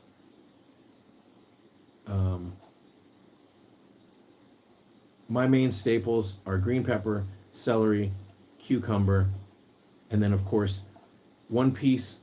I'll generally do one piece of romaine lettuce, like a big piece. I like to give my pigs a small piece of carrot in the morning. So I look at them, and when they grab it enthusiastically and pull it hard, I can feel how strong they are. A pig that doesn't come out to take their morning veggie, something's wrong, right? And that's how I can discover if they're not feeling well in the morning, and if I need to call the vet and make an emergency vet appointment. Don't overdo it with veggies. There are other things like hay-based cookie treats that you can give to spoil them. Okay, they constantly need to be chewing their hay. Broccoli, no. Broccoli can cause bloat. Some people, there's plenty of argument. If you want to search the internet, you can find a website that will say broccoli is fine in moderation. It can cause bloat. Cabbage can cause bloat. So why would you risk it when you have other things? I love broccoli. I always have broccoli. The bird eats broccoli every day. I love broccoli. I don't give it to my pigs.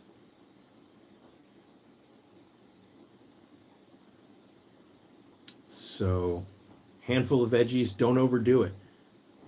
Generally, you can give them as much veggies as you want if you can afford it, as long as they're eating hay most of the time. Problem is, you give them all these veggies, they get spoiled, they don't want to eat as much hay, they end up with digestive problems, gas, bloating, GI stasis, tooth issues.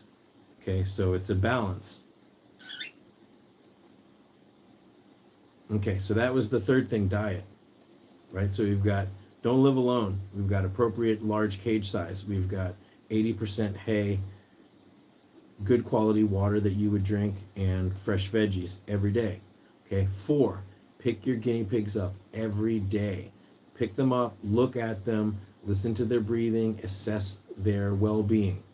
Guinea pigs can hide illness. They are prey animals. They tend to hide their illness. But this leads to the 5th thing, is you don't know if they're hiding an illness or if there's a sign or symptom if you don't learn about common illnesses. So the 5th thing is about illness, learning about common illnesses and learning about those signs and symptoms. And then, of course, learning about what the treatments are, right? If your guinea pig has gas and is bloated and they're blown up like a balloon and they're uncomfortable, you can give them baby gas drops. And if they're still pooping, then maybe that can resolve within 12 hours. And if not, then you want to go to the vet. You always want to have a vet on hand. You have to have a relationship with your vet before there's a problem rather than after. Scrambling to find a vet that sees guinea pigs when you're already upset because your guinea pig is very sick is not where you want to be. Yeah, and the most important thing is support a rescue. Professor Tofty says, any suggestions on caring for a bird like BB? Yeah, I don't know much about birds other than this bird. He eats a combination of pellets and some seeds and a vegetable mixture. Mostly carrots and broccoli, but sometimes other things. There are plenty, and also quinoa and lentils. He eats that regularly. Carrots, broccoli, quinoa, lentils, his pellet mix. He sleeps in a cage with a towel over top of it at night. And in the daytime, he has various perches where he sits. He hangs out with me. Most of the day, I work from home. Working from home right now. I would say there's plenty of cockatiel and bird channels out there, and also bird rescues. So get your advice from them. What do you say? Birds are massive commitment. Having a bird is like being married. And if you're not ready, like having a bird is not like having guinea pigs. My guinea pigs, as long as they've got what they need, fresh water, hay, pellets, they could care less if I'm here, really. I mean, when it comes to veggie time, they're waiting for it, but they don't care. But this guy, we are bonded, and if I leave the room, then he's looking for me. And also he's losing his vision now, so he needs me. This bird is not loud 99% of the time. Sometimes he gets hyped up and he'll kind of go on a crazy jungle thing, but generally cockatiels, especially females, are very quiet. He's a male, and so he is more of a singer. You're the star. It's weird. My camera's this is a bright sun. It's trying to adjust the color and the focus.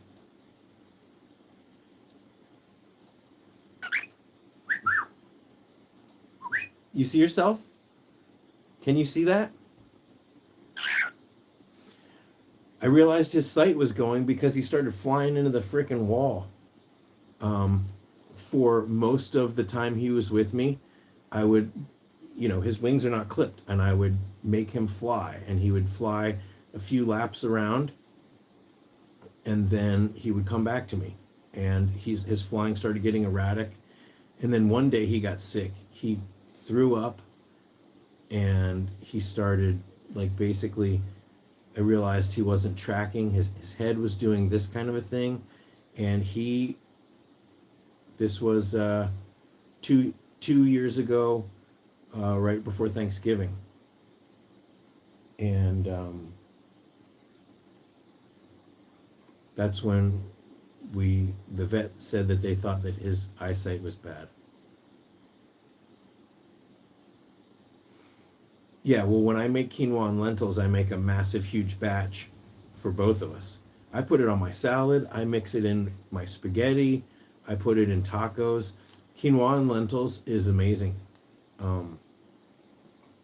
It's also massively good for you. Quinoa is a pure protein, and or a complete protein, I should say. But I just it's really, really, really good. It's pretty cheap. I can make a huge thing of quinoa and lentils. I'm not eating much rice these days, and quinoa and lentils are very good substitute. Another. We're back. We refreshed. Yes, he eats quinoa and lentils. Sometimes I will dry them in the air fryer on very, very low. That way I can like sprinkle them and save them for later. But I'll get the fresh quinoa, like freshly cooked, and it's wet, and I'll mix it with his pellets to make sort of like a granola. And because he's a vegetarian, they say that birds can eat like eggs, and they can eat even like chicken and things like that. We don't do that here. So I want to make sure that he gets enough protein. Broccoli also has a lot of protein, by the way. But yeah, I make sure that he's got protein. Let me grab, if I can, Hugh, before we're wrapping this video up. Hugh, will you come out? You be get on my back. Come on, Hugh. This way. I gotcha. I got you. Oh, Hugh, why are you wet? Where's the bird? Where's the bird? Hi, Hugh.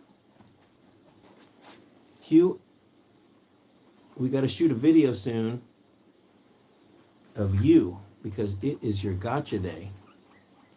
Hugh likes it.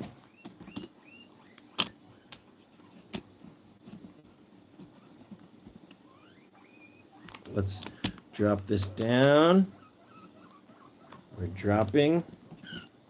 And we're going up. There we go. How about that? That's a good shot. Let's get in the center for all the vertical viewers.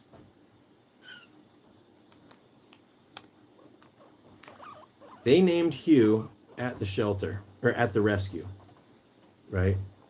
And we thought Hugh had had lymphoma, because underneath here he had these very swollen, wow, they're like barely, like he had very swollen lymph nodes and like massive pieces of like wads of like bubble gum. This one, there's like nothing there, and this one's just a little thing. So it turns out it wasn't. Does he have red eyes? Oh yeah. They're beautiful little rubies. Look at that face. Look at this face. Oh snap, guinea cat. Hugh from the Borg. Hugh the Borg from Star Trek. Yeah. Did you watch Picard? Star Trek Picard? Or just the Next Generation? Because no spoilers. Well, I'm not going to spoil it then. But if you love the Borg and you love Hugh, the first season of Picard. Hi, Animal Girl Talks. What were the lumps if not lymphoma? Sometimes piggies, they just have, their lymph nodes are just kind of swollen or weird. So I don't know what it is. Okay, Carrie, thanks for joining us. Yeah, so I don't know. Look at those whiskers. Look at these whiskers. Can I check your teeth? Looking good. It's not too big, is it? Here, turn around here real quick. Let me look. Let me look. Hold on, hold on.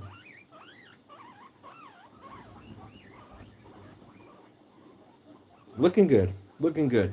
Bottom one is on the longer side, but yes. I'm trying to get Valerie to start watching The Next Generation with me.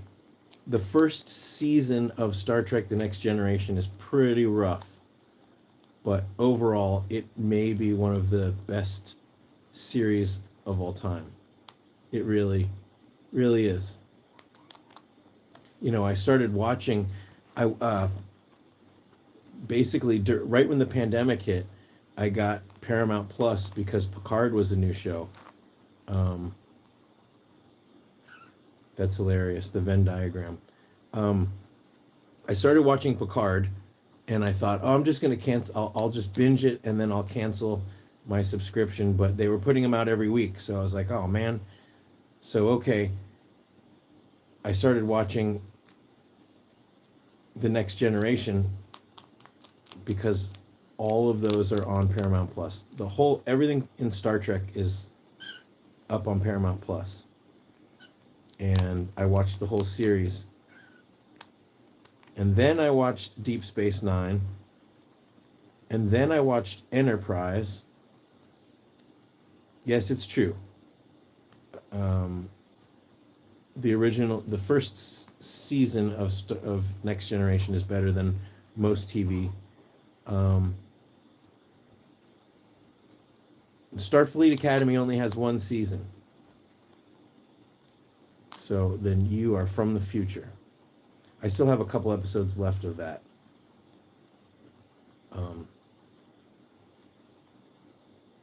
Paramount Plus, I think, is an add-on to Amazon if you have Prime already.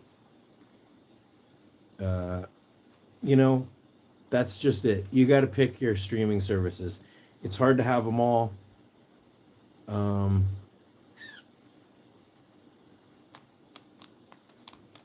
Yeah, oh yes, The Expanse. I think The Expanse was incredible. And I loved Voyager very much. The Expanse, highly recommend. That also had a kind of weird first season. So the streaming services I have are Netflix, Amazon Prime, and then Paramount. And that's it.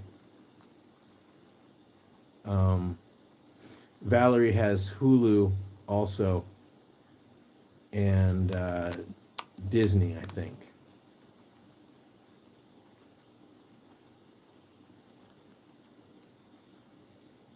Yes. Can you believe it? Saskia said no one's going to adopt him, and I think he might have terminal cancer. Way to sell him. But I was like, well, I love him, and I'm going to give him the best, whatever, palliative care possible, and that was 2 years ago, so.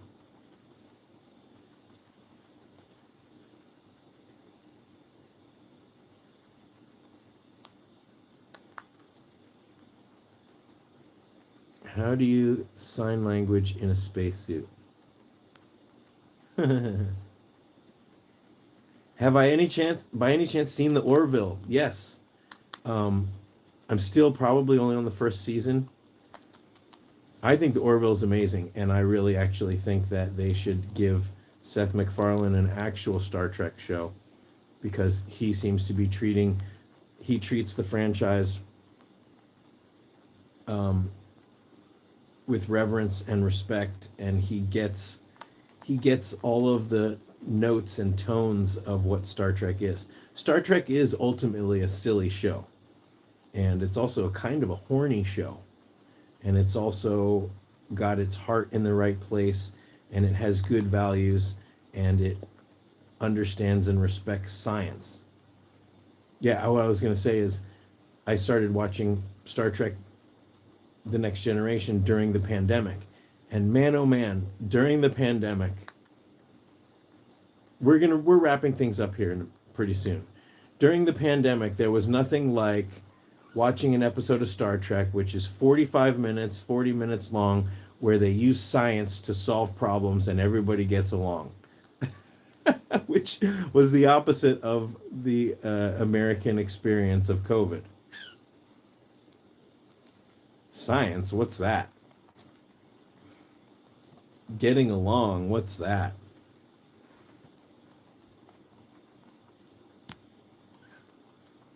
What is the address of the Brooklyn guinea pig rescue? I don't know.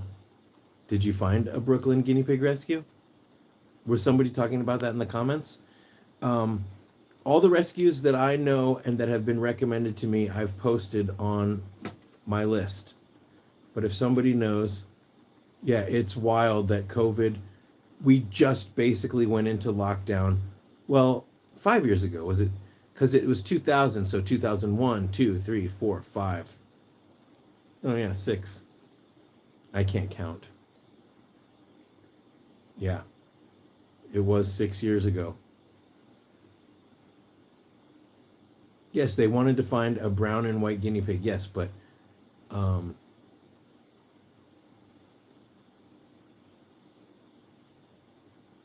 don't know if, I would say look also at the New York rescues and in the neighboring states. If you have to drive an hour or two or longer to find the perfect pair and save a life, do that. Please, yes, don't shop.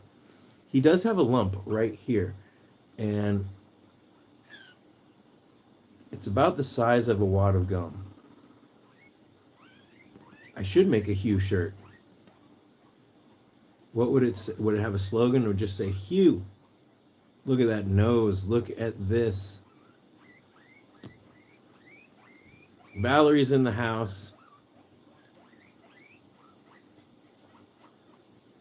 Today has been a very big, important day for Valerie because the new BTS album came out.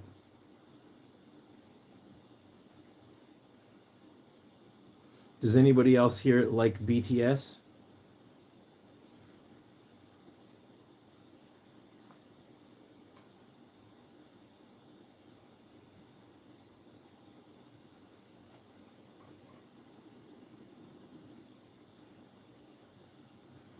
Distilled water will heal his lump. What is BTS? Helen. Come on. BTS is only one of the most popular pop groups in the world.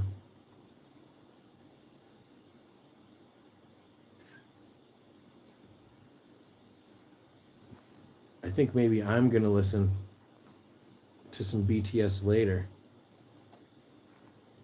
That's okay, Helen.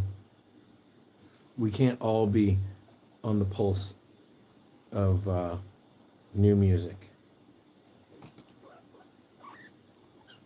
She knows BTO. Okay, well. And I wonder how many people know what BTO stands for. Bachman Turner Overdrive. I wonder what the cross-section of people that know BTS and BTO are. It's probably just me. Yep. Overdrive.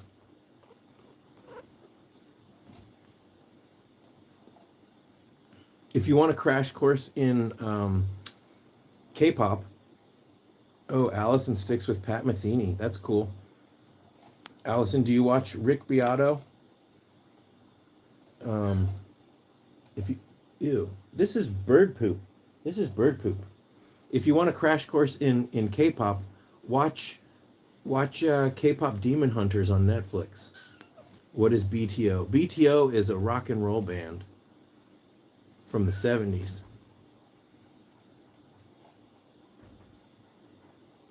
You want to go P2?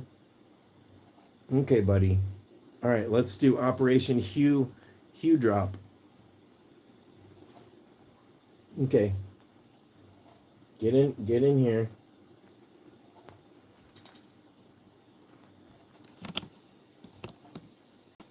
Success. Yeah. Golden just won an Oscar for Best Song. This shirt is ruined.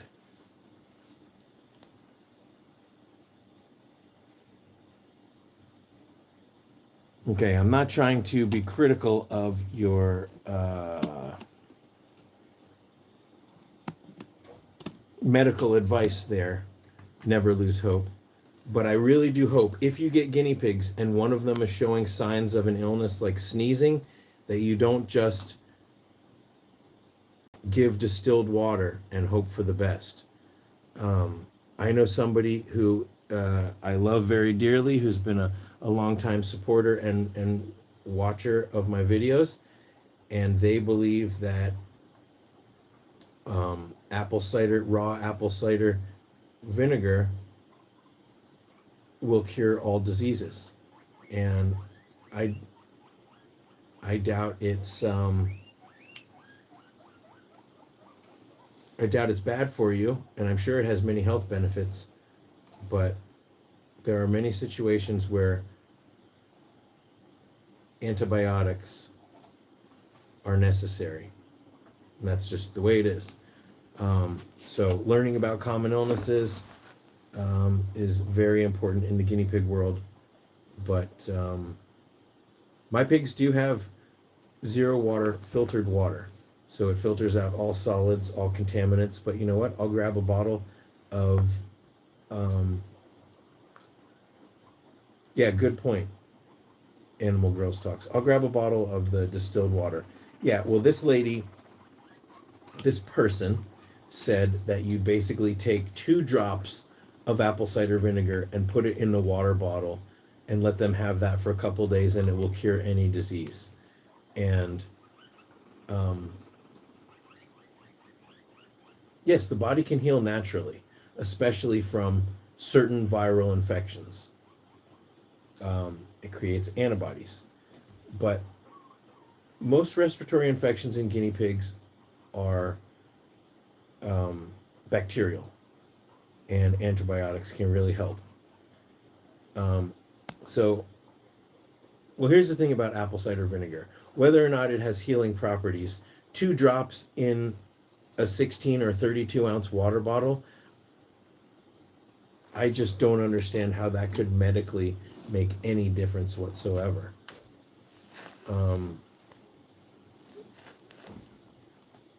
I don't know.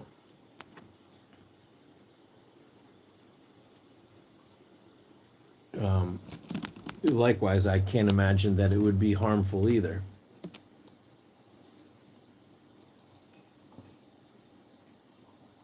Yeah. Well, a lot of people are very, very intent on these myths. She said that all her pigs healed. But again, 2 drops in a huge, massive thing, I don't understand how that's going to have any positive or negative effect. No, you know what? Apple cider vinegar is really great with olive oil on a salad, especially the raw stuff. I do use the cheapy apple cider vinegar in my salad. Stuff's good. Yeah,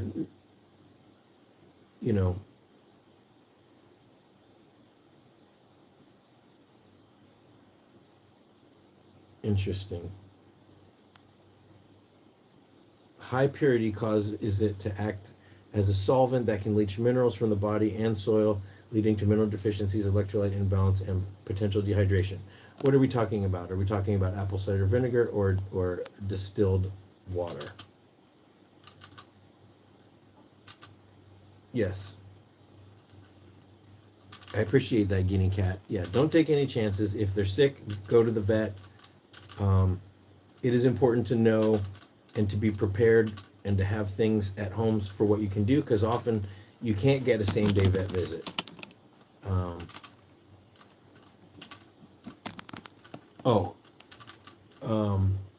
I haven't told my vet about the apple cider vinegar, but my vet's like, don't use lemon juice.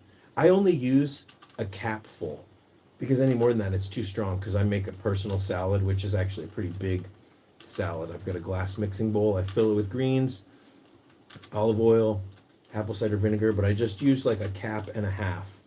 And then actually I've been putting a little bit of teriyaki sauce, and it makes a pretty good dressing. And if you want to make your dressing even better, a little bit of nutritional yeast, a vegan cookbook for guinea pigs. Oh my God.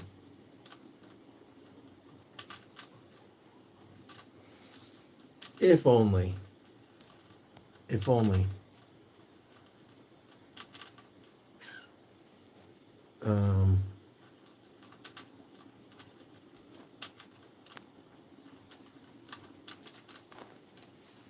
Yeah, well, again, that's why I like to give hay-based cookies. You could give your piggies hay-based cookies when they're sick because it's essentially 90% hay. Some of them have a little bit of like apple puree or something like that. They also have like a little bit of oats, which are good for putting on weight for your piggies. Who else has any questions? It's Friday. We got to start this weekend, and I've got to move some clothes along. Yeah, I like red balsamic vinegar. It's sometimes it can be a little too sweet. I like a little more olive than vinegar, and I like pepper. Look, there's almost no salad that I will turn down.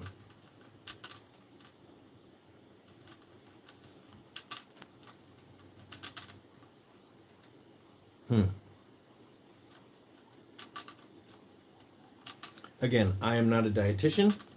I am not a food scientist or a doctor at all. So, well, that's good to know because I never eat meat. I never eat dairy. I do love fruit. I almost never eat refined sugar. I had my first gluten-free vegan Oreo a few weeks ago, and I hadn't had an Oreo in like, I don't know, 10 years. And it was like so insane. I just can't be trusted. I can't have cookies in the house. I can't have candy in the house. I'll just eat it all and then it'll be gone and then I won't buy any more and then I won't have any. Have I tried hammocks? Some piggies like hammocks. Some piggies like the hammocks up high so that they can just hide underneath them. I would say, yeah, the easiest way, what I would do is I would take a blanket and cut something out and make your own hammock. Yes, I do have celiac, actually, which is no fun. But it was one of the best things that ever happened to me, discovering that I had celiac, because it just forces me to eat what I'm supposed to eat and not what I can't. So I'd say do a makeshift hammock before you buy a fancy one from like a fleece shop and see if your pigs even like it.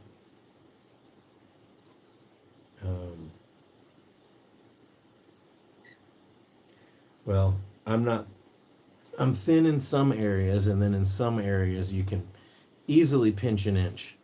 No, I'm thin because I eat vegetables and I work out. I'm not, but I'm ready. I'm ready to jump into summer mode.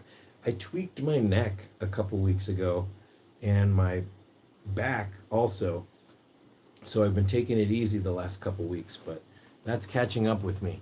I've got to get back on the wagon and start sweating. I also do like, I walk on a treadmill. That's the only time I watch TV at home is when I'm on my treadmill. So that's one fun way to do it. Oh wow, a pilot tester for gluten-free Oreos. How do you get on that team? Yeah, cleaning the spaces, you have to make sure that you're putting your body in a position that doesn't pinch or strain when you're standing up and down. Yeah, absolutely. But it's good to do a nice stretch after this kind of tedious work. Yeah.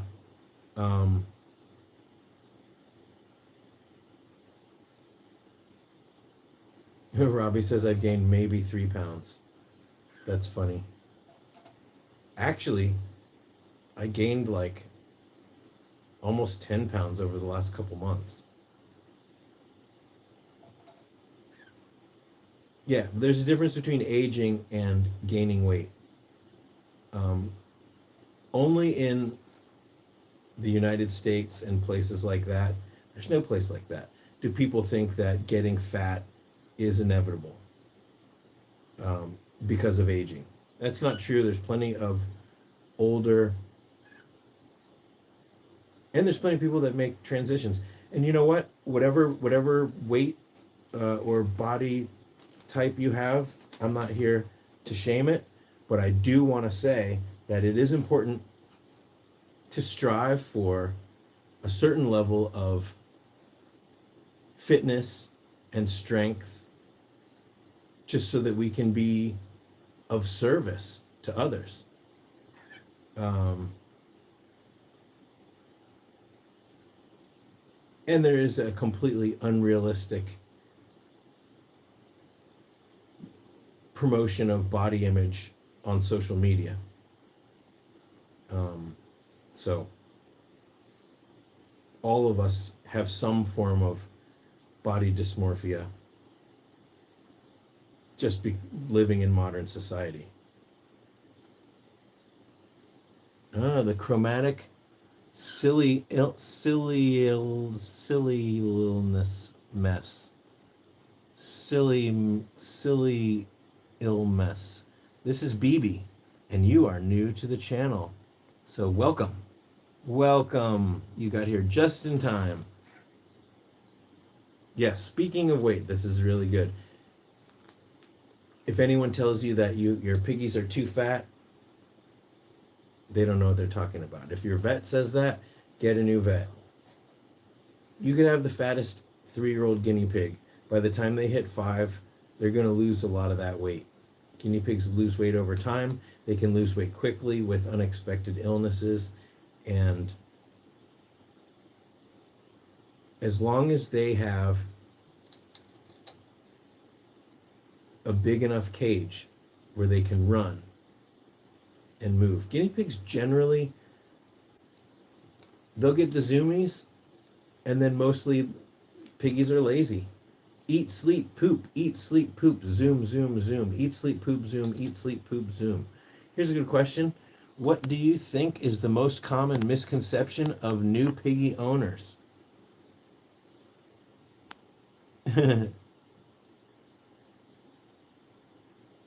Maria, thank you for saying that.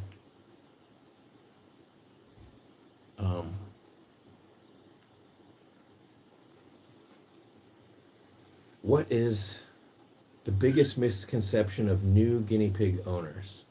And I'd love to know what you guys think in the comments. Yeah, Maria, there's just more of you to love.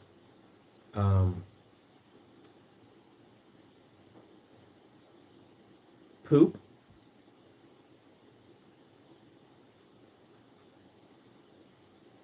Man,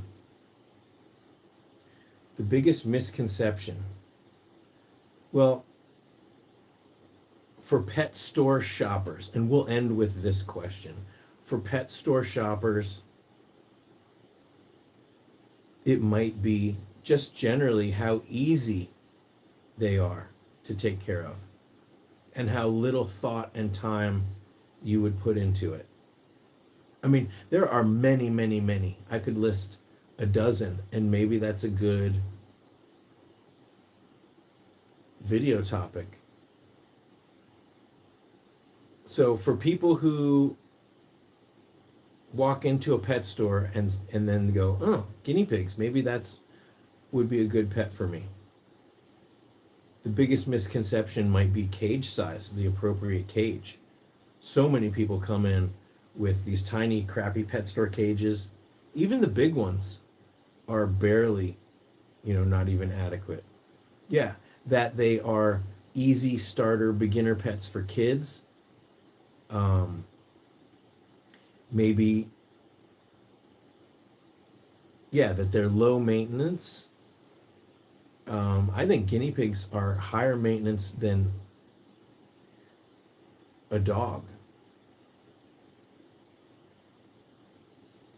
Generally, a dog takes care of themselves. They have a dog bed, they have a food bowl, they have a water bottle, and that's pretty much it.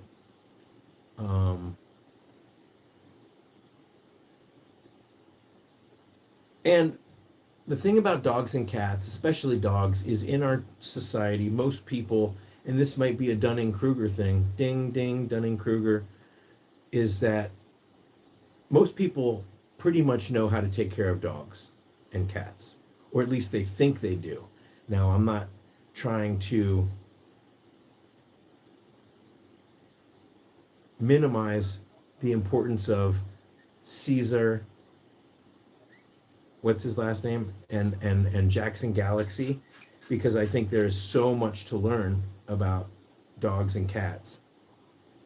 Shout out to Jackson Galaxy. But if you didn't know very much about dogs and cats, other than what you thought you already knew, your dog and cat would probably be fine until they got sick. It's important to learn about dog behavior and cat behavior so that you can bond with them and give them the best life. But when it comes to guinea pigs, what cage are you going to get? Are you going to do fleece or some kind of pine shavings or other type of bedding? What kind of pellets are you getting them? There's a lot of gotchas. There's a lot of easy mistakes to make. You can easily get them the wrong cage from the pet store. You can eat like some people don't even think that their guinea pigs need to eat hay because they see guinea pig food in a bag. Or they might not be feeding them veggies at all.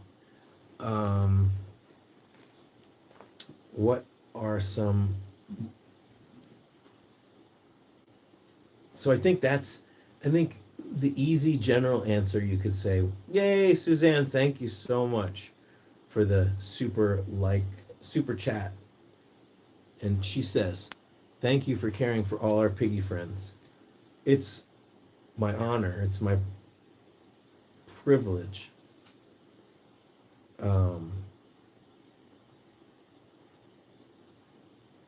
How do we do that? How do we do what? How do you do a super chat, or how do you, what's the question? There should be somewhere below the screen where you can do a super chat or a super thanks. We're about to end this live stream. You know what? So I really appreciate the super chat. But if you want to go on my website or search Scotty's Animals Patreon and become a patron, I would really love, and like the super chats are amazing. I really appreciate it. It helps keep my YouTube monetization up at the end of the month. But I really want, and I really appreciate all of you guys in the comments showing that you're a member. It means a lot, makes a huge difference. But on Patreon, we have 3 chats, and I would love for there to be a lot of participation in there. So the more, you even at $1 a month, you have access to the Patreon chats. So, oh yes, Helen and other people asked, do I have an Amazon wish list? I do not. Generally, if there's something I need, the last thing I got for my piggies on Amazon was I got some fine grind papaya oxbow.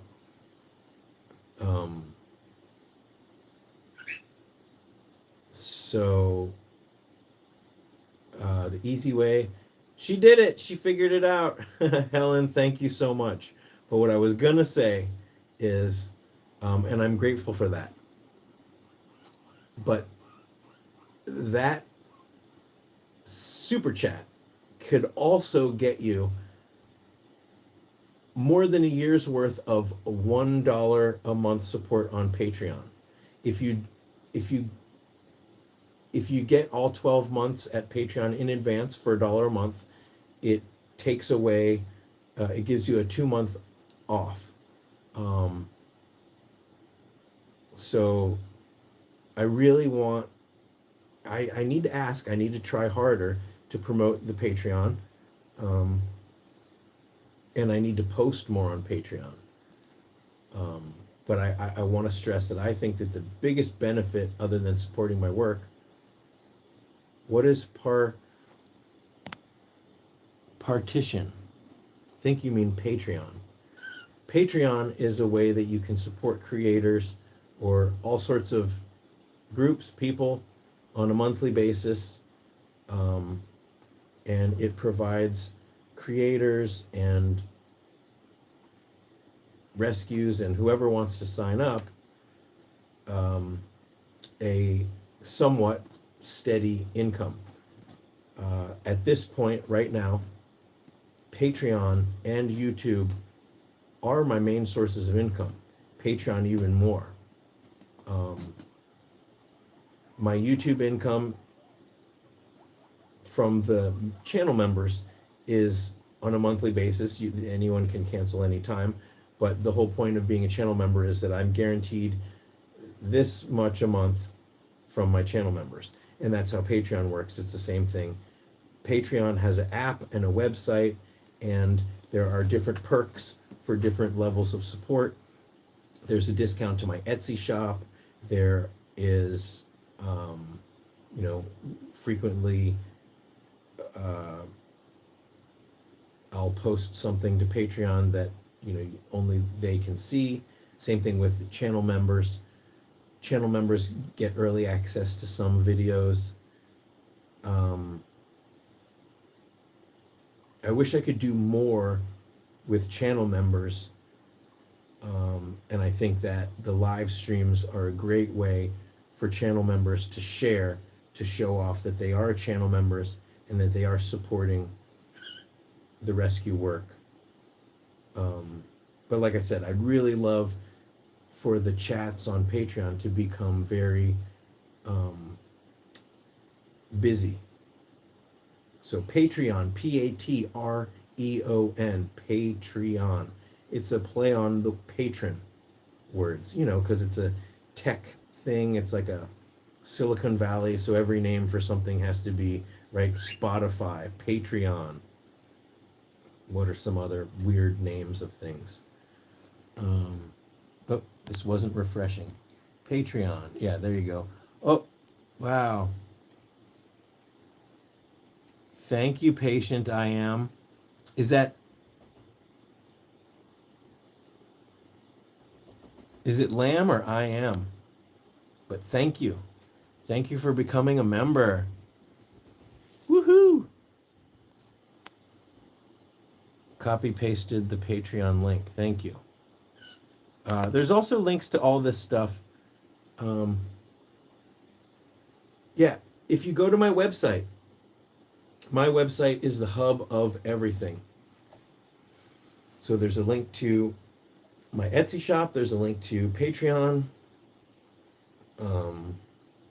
There's also just a donate button if you just wanted to donate through PayPal or Venmo or whatever. But really, I'm giving this away. I will never put any care information behind a paywall. And also, if you want to copy any of the information that I've made, word for word, print it, paste it, whatever you want to do, it's open source, free use, public domain. If you want to make a video, there's plenty of creators out there in the piggy space that I'll make a video and then it seems like a couple days later they make a video of the exact same topic. Great, let's spread it far and wide. I realize that there's only so many hours in the day, so many minutes, so many people to watch these videos, but you know what? The more we get this information out there, the better. So here we go. Shop vac tip was a game changer in keeping the piggies area clean. Yeah, I like a vacuum.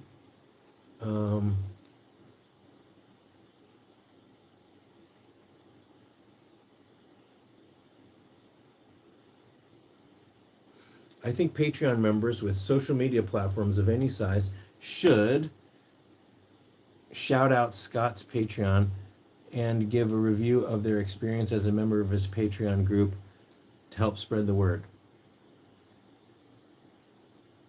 Thank you, Big Back for Zach.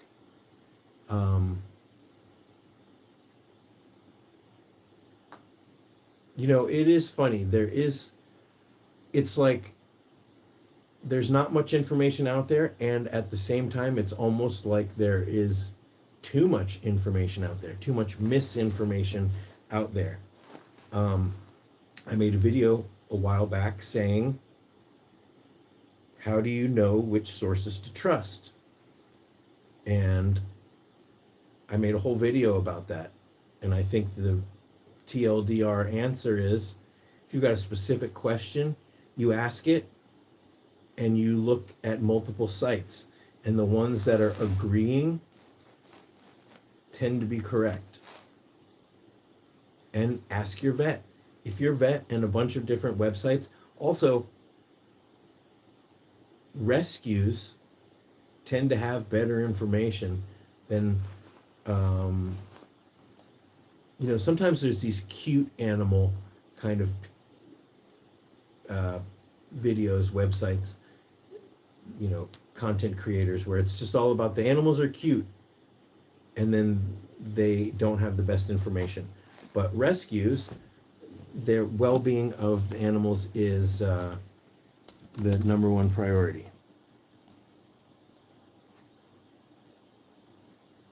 Scotty, do you know that QVC keeps putting their advertising over this chat?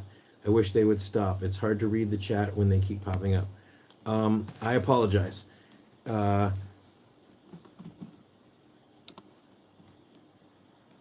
don't, there is a way where I can turn off the ads completely.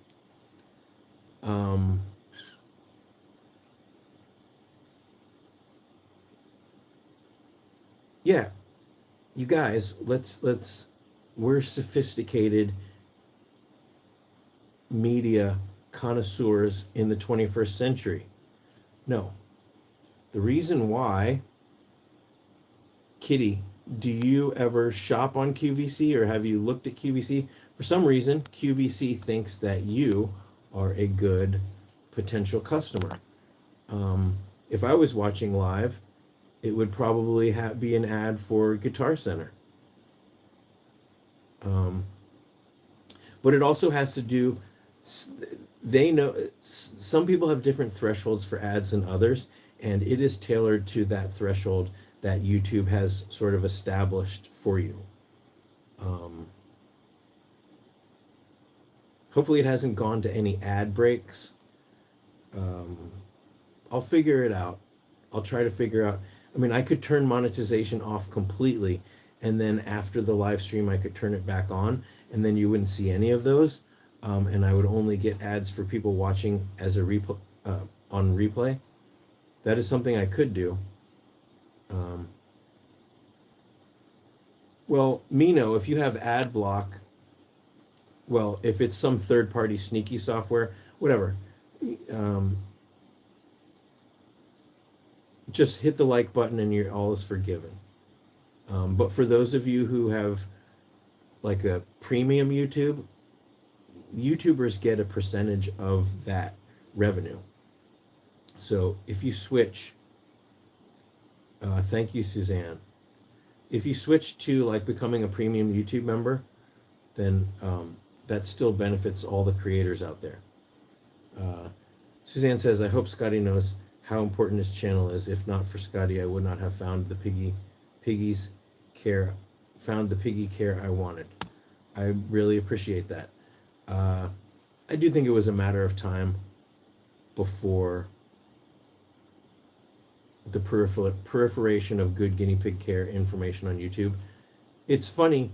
I'm not like an OG. I'm not PewDiePie or anything like that. Ding, ding. Shout out to PewDiePie.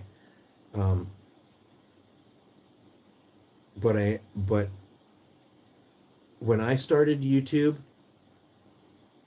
in the guinea pig world, there was Skinny Pigs 1, and there was Little Adventures, and what were the other super OG ones? I'm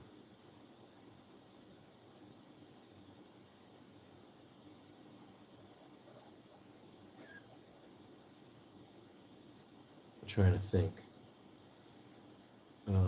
And now I have sort of faded into obscurity, but my videos are still finding new audiences. But yeah, bear with me, because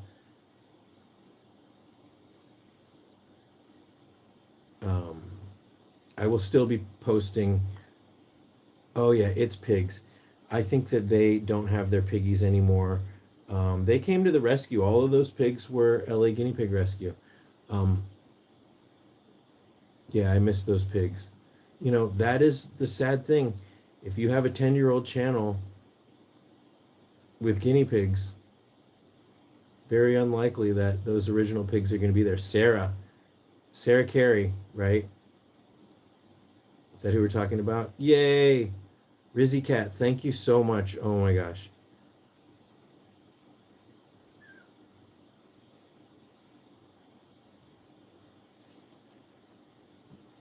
Spaghetti. Yes, Spaghetti. Not 400. Spaghetti was part of the NorCal 700, I believe. You know, my Gary and Spaghetti had a play date, and it did not go well. And, you know, that's fate. Because if it wasn't for Gary not bonding with him, then he would have never become a star in his own right on It's Pigs. Yeah, Guinea Pig Jungle. Sarah doesn't have guinea pigs anymore? Oh, Sarah of Squeak Dreams. Yeah, she's killing it. I'm very jealous of her. I'm jealous of all of these guinea pig channels where they have these beautiful white clean, like Austin. And meanwhile, I'm sitting here in like bent dirty grids, and you know, that's one of the reasons why I wanted to switch to these guinea colony, because they look so sexy. If a guinea pig cage could be sexy, then these are sexy. Look at that. Speaking of sexy, Bengal, you're so sexy.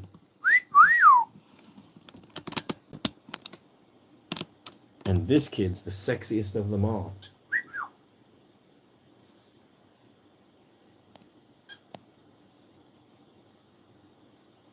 Yeah, exactly. Social media, Autumn Grace, that's right. She's killing it too. It's not a competition. We all do our own things.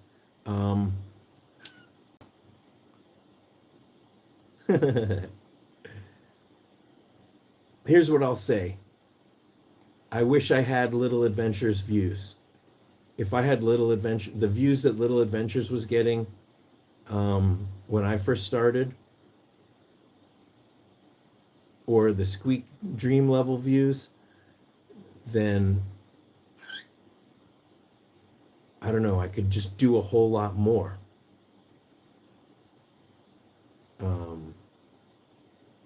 But I could also do that if my channel members went up. So thank you today. There was a whole bunch of new channel members. Thank you, thank you, thank you. We got a pro tip coming in. So, but that's what I was going to say, is that you don't need to have 1 million views on every video if you've got patrons and channel members and people buying, my Pipsqueak t-shirts. And I just got to be myself, put out there what I think is important. Yeah, that's a good point. It's all about making sure the cages are clean. And Lord knows we be cleaning cages. So Yeah, that's true. Okay, I had a conversation with Saskia about this once, and I don't feel like I'm betraying any confidence in saying this, but um, when I first started, I was like, I'll show a dirty cage, I don't care. And Saskia was like, you can't film that because the cage is about to get cleaned. And I want to show the reality of guinea pig care, but I do think it's very important that you are a role model, that you're showing proper care and what a clean cage looks like, right? So at the rescue, we need to show a clean cage because people learn by example. If I show a cage that's dirty, that it's like, okay, in 5 minutes I'm about to clean this cage, but the pigs just did something cute and I'll share it, then maybe someone thinks that my guinea pig cages are always like that and that it's okay. Their guinea pig cage can be dirty, like that for days and days and days, and it's not acceptable. And it's also aspirational. I wish, if I had a bigger place, a bigger room, and I could put all my pigs, I could double the size of every pig's cage, you know, then that would show. I don't want people doing the bare minimum. I want people going above and beyond. So I hope that makes sense. Pro tip.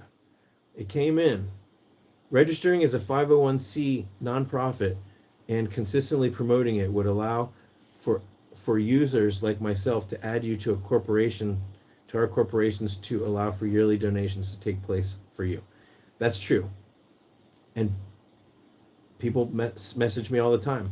Oh, you should become a nonprofit corporation. I am part Ferengi. I know I've got some small ears, but profit is what it's all about. Profit and umox. That's when you get your ears fondled. That's what it's all about. More profit, more umox. No, if you're going to donate to a 501c3, then I want you to donate to Southern California Guinea Pig Rescue. I want you to donate to the Los Angeles Guinea Pig Rescue. I want you to donate to your local shelter. And then if there's money left over, then yeah, you can join my Patreon for $1. You can join my channel membership for $5.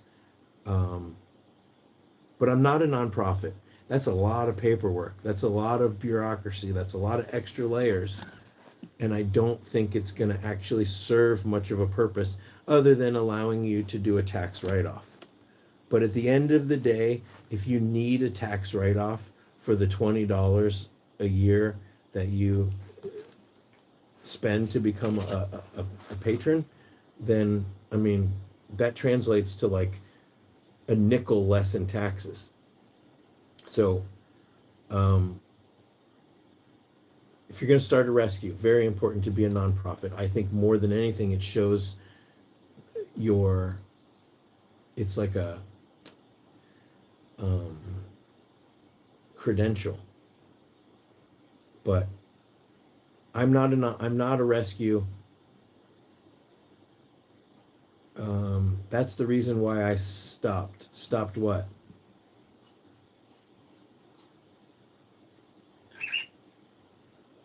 That's the reason why you stopped being a patron? Stopped. Look, also, I don't know how you guys do your taxes, but we have an automatic deductions. Like, there's like they've changed the laws. So unless you're rescuing guinea pigs, so unless you're donating like hundreds of thousands, or I don't know how it works, but basically itemizing your donations for most people doesn't necessarily even matter anymore in the last 5 years or so. I could be wrong. I don't know. If there was a list of all the things I'm not an expert in, it would be massively huge.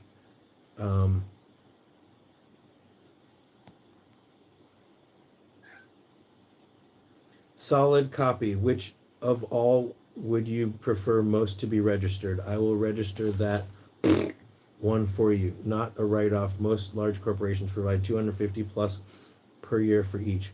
Okay, yes. So it is true that there are some corporations, like corporate corporations, where they will match donations at the end of the year. I get that.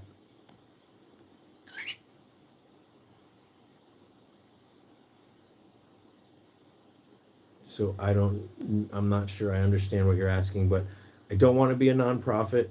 I don't want to have to maintain that status, that paperwork. I don't want to take away or diminish what it really means to be a nonprofit.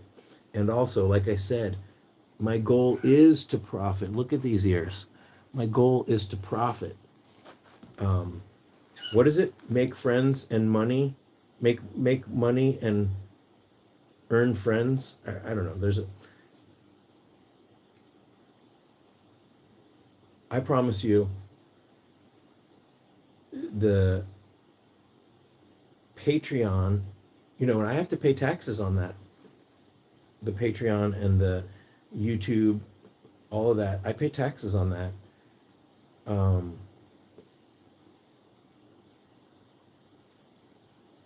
But like I said earlier, when someone donates to me, that goes to my volunteer and rescue efforts. And frequently, I pay all that money forward. If someone donates, like, there have been so many times where someone donates $50, and then literally the same day I send that money to a rescue or a person, or I'm paying for somebody's surgery or something like that.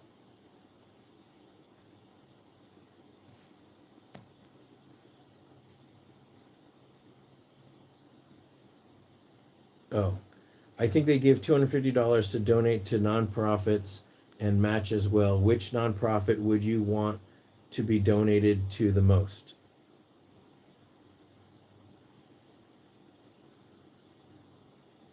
I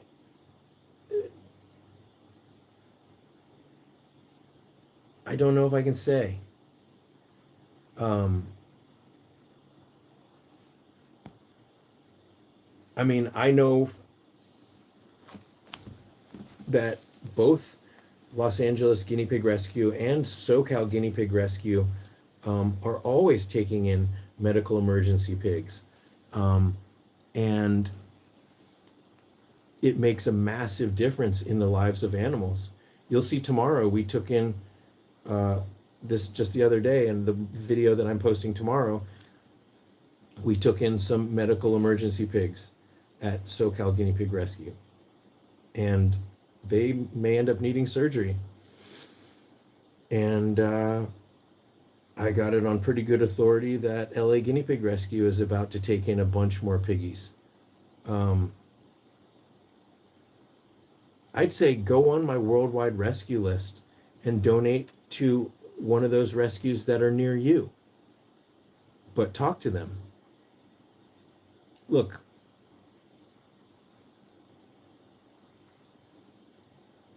another thing, look, what is it? Oh my gosh, what's that legal group that advocates oh my gosh, the legal, oh gosh, I can't remember what, oh my gosh, they advocate for civil rights on behalf of people and our country. Massively important, especially in a time when all of our rights are being infringed upon. Gosh, what is it? It's like there's like two A's in it. It's like it's not the NAACP, but it's like something like that. But donate to the NAACP. You can never go wrong if you donate to children, animals, or civil rights groups, the environment. So, like the World Wildlife Fund, Sierra Club, the Center for Biological Diversity, PETA. PETA gets an extremely bad rap, and you know what? If you've fallen for that, if in your mind you're like PETA, they can't be trusted. Guess what? You've just fallen for the some of the worst people, like who doesn't like PETA? The oil companies that are covering like these ducks in oil, the homeless. Where is the organization based that I'm referencing? Oh, it's like in the United States, the legal one. God, it's oh my God.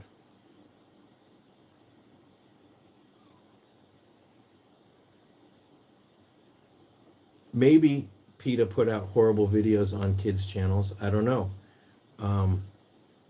You know what though? When it comes to animals, and this is going to get me in trouble with some of you, and then we'll end it. You want to make the biggest impact on the well-being of animals? You know what I'm about to say. You can put it in the comments. By far, you want to make the biggest impact on pain and suffering of animals? Stop eating them. Stop using animal products. Learn about nutrition. Some of the smartest animals on the planet are the ones we eat. In other countries, they are pets. In other countries, they eat guinea pigs, and they are our pets. There's no difference. You want to save 300 animals a year plus? Don't eat them. Try an Impossible Burger. It's Friday night. Go get an Impossible Burger. Try it. Go get a pizza with vegan cheese. Is vegan cheese as good as regular cheese? Some of it's even better. Rebel Cheese Company, Morningstar. And that's free. You got to eat anyways. But if you want to donate,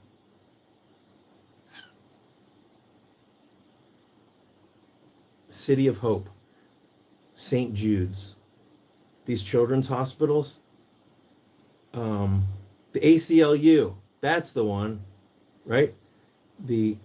ACLU. Thank you. American Civil Liberties Union, right? That's them. If you care, if you turn on the news and you're pissed off about what's happening domestically, donate your money to the American Civil Liberties Union.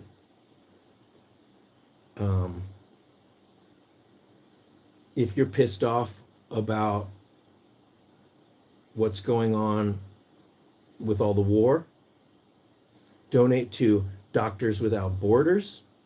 Donate to the kitchen. What is it? The Jose Andre, his kitchen charity. Here's the thing. Your money that you have to donate will run out way before I could list all of the worthy causes. And I was just thinking this the other day, if we all stay in our lane, if I advocate for small animals and through extension, compassion and love, World Kitchen, there you go. If I can advocate for guinea pigs, small animals, and through that foster a sense of compassion that extends to all of our fellow neighbors, and that gets into your heart, then I'm able to influence politics. I'm able to influence, community. The guinea pigs, I love guinea pigs. I think they're one of the sweetest animals that we have chosen to domesticate and live with. They go through so much horrible stuff. Well, guess what? Of course we will screw up with the war, because war is obsolete. there is no reason to go to war in the 21st century. And that goes down to like this whole guinea pig thing. If you can love guinea pigs, and you can love your neighbor, and you can love somebody that is different from you, and you can be tolerant and acceptant and excited.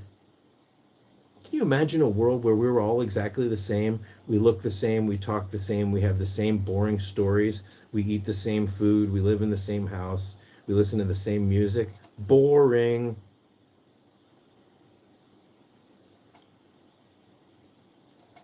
I want to experience different things, different people.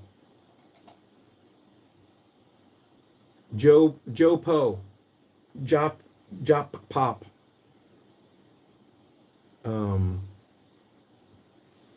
wants some CNC cage inspiration.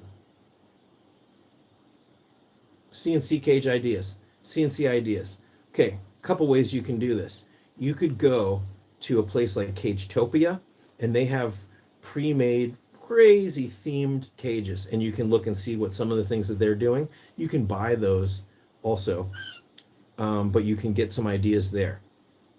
You can check out the cage setup playlist and scroll through and pull out a sketch pad. It's all about what are you trying to accomplish.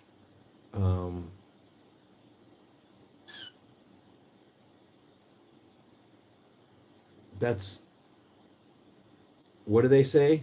Necessity is the mother of pipsqueak. Invention. Necessity is the mother of invention. So what do you want to accomplish with your CNC cage upgrade? If it's more space, then expand, or maybe create a racetrack, or look at the space that it's in, and maybe you have 2 cages with a little runner racetrack going along the wall, and there's 2 spaces that your piggies can go in and a little space in between. Whatever you do, try to figure out a way to make sure that you're able to keep it clean. You guys, we went a whole extra hour, which means it is 6 o'clock, which means I've got 1 hour of sunlight left, which means I got to jam. We got to jam. But look at this. Together we've raised $50 from super chats and super thanks. And I don't even think that counts all the new channel members. So thank you so much. Remember, you can always message me directly through the contact page on my website, which is scottysanimals.com. It's 2 minutes after midnight. Isn't that an Iron Maiden song? 2 minutes after midnight. No? Valerie gets so mad because I'll play like some really loud electric guitar. Like my friend Guitar Max, whenever he posts a little short of him shredding, and then I'll crank it up and I'll go, yeah! All my piggies just went like, what? Okay, back to sleep. Back to sleep, Phil. Bengal was like, huh? 3 hours. It's been 3 hours. Yeah, it does not cost there very much to make your own CNC cage. If you make your own, you really save money on the grids. But I'm telling people, man, if you want the sexiest, awesomest cage from scratch, get the Guinea Colony frames, and then get a pre-cut liner or a pre-cut Coroplast base. You can get them on Amazon in all different colors, and then slide that in instead of the disposable liner that it comes with. And man, that's like a hybrid awesome cage. That's what we have here. That's what I've done here. Can we bust this thing out?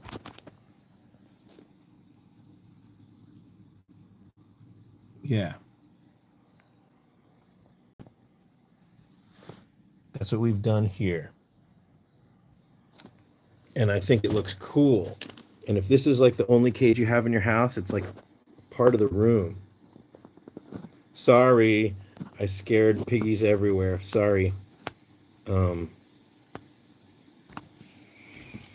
Yeah, Valerie doesn't like it when I shoot videos at her place. Okay, are we still on? We're still on. Oh my God, there's pigs in there. There's pigs everywhere. They're everywhere. Cupcake and Phil. Bengal is just looking at me. Oh, he's like falling asleep. Here, let's flip it back around again. This is as close as it'll let me zoom in. Oh, there we go. Look at that. Look at this boy. Bengal.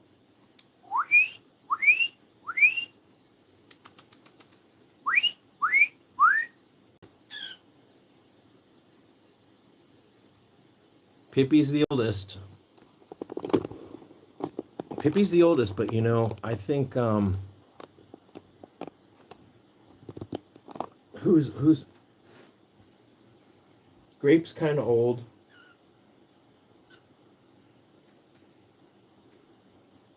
Yeah, I don't know who's close. Look at these guys up here.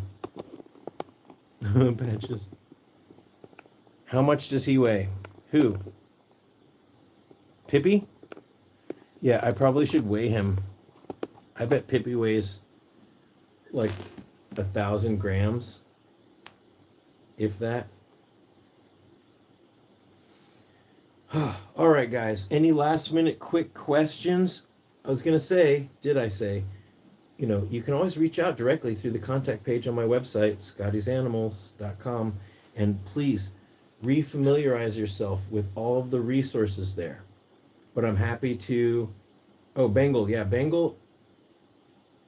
I think Bengal was about 6 months, and he's about to have his 5-year gotcha day. So he's over 5. Bengal's over 5.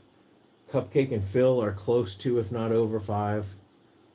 Grape is probably over 5.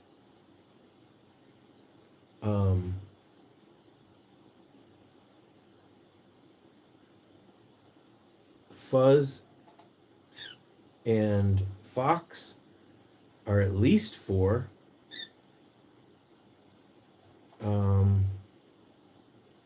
Yeah, we gotta love them and celebrate them every day. All right, guys. If you guys aren't following me on Facebook or Instagram, I share stuff to Instagram and it automatically goes to Facebook also.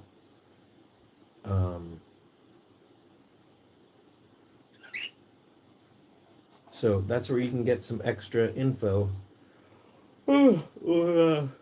Sorry, now everyone's getting on. I usually just post cute stuff. I need to do more engaging stuff because apparently no one cares about photos on Instagram anymore. It's all about the reels. But I do a couple shorts a week on YouTube. All right. Yep, it's sleepy time. I do list all of my social media on my website. So that's another thing. You don't have to go to the social media. You could just go to my website, and my Facebook and Instagram and YouTube feeds are right there. And it's like cycling through the latest posts. And then if you clicked on them, then it would go to them. So thank you guys so much for joining in today. And also thank you to everybody who's watching the replay. And again, thank you so much to all the channel members, especially the new ones and the patrons. And there have been consistent purchases on my Etsy shop. A lot of consistent t-shirt purchases. So thank you. It's been my pleasure to hang out. You know, I always have so much fun, and I always say, oh, we're only going to do 2 hours, and then an extra hour goes by. But it's hard to stop talking. I feel bad. Oh, Thank you. SPEO71J with a little cat icon. Thank you so much. You could tell me your name if you want. Mino, it's past your bedtime. Another great live. Thank you, Kim. Yeah, this is about as far away as I can have my phone and still read the chat. Okay, all right. It's 100 degrees outside, and I gotta go brush some more fleece. So I will talk to you guys soon. And yes, I've got a rescue day video tomorrow morning, somewhere between 9 and 10 California time. Suzanne, oh, thank you so much again. Let's celebrate. Woo! When is the next live? I can't guarantee I'll do one next Friday. It really all depends. My name's Scotty. Your name's Scotty too? There can be only one Scotty. There can be only one. We're going to have to fight to the death on some highland. No, there's plenty of room. In fact, you can take over. You can be the Scotty Prime, and I'll just ride off into the sunset. This is Scotty Prime. Right, BB? Okay. All right, guys. Yes, message me through the contact page on my website, or I'm looking forward to some of the comments that you guys have. Oh, yes. And Allison has a Scotty with an apostrophe and only one T, which we'll never understand. But if you know, you know. If you know, then you know about Highlander. Okay. All right. Well, I hope you guys have an awesome weekend. And yeah. Maybe if I have a second, I just got pooped on. Maybe if I have a second, I will try to bop in on LA Guinea Pig Rescues Live tomorrow, if there is one.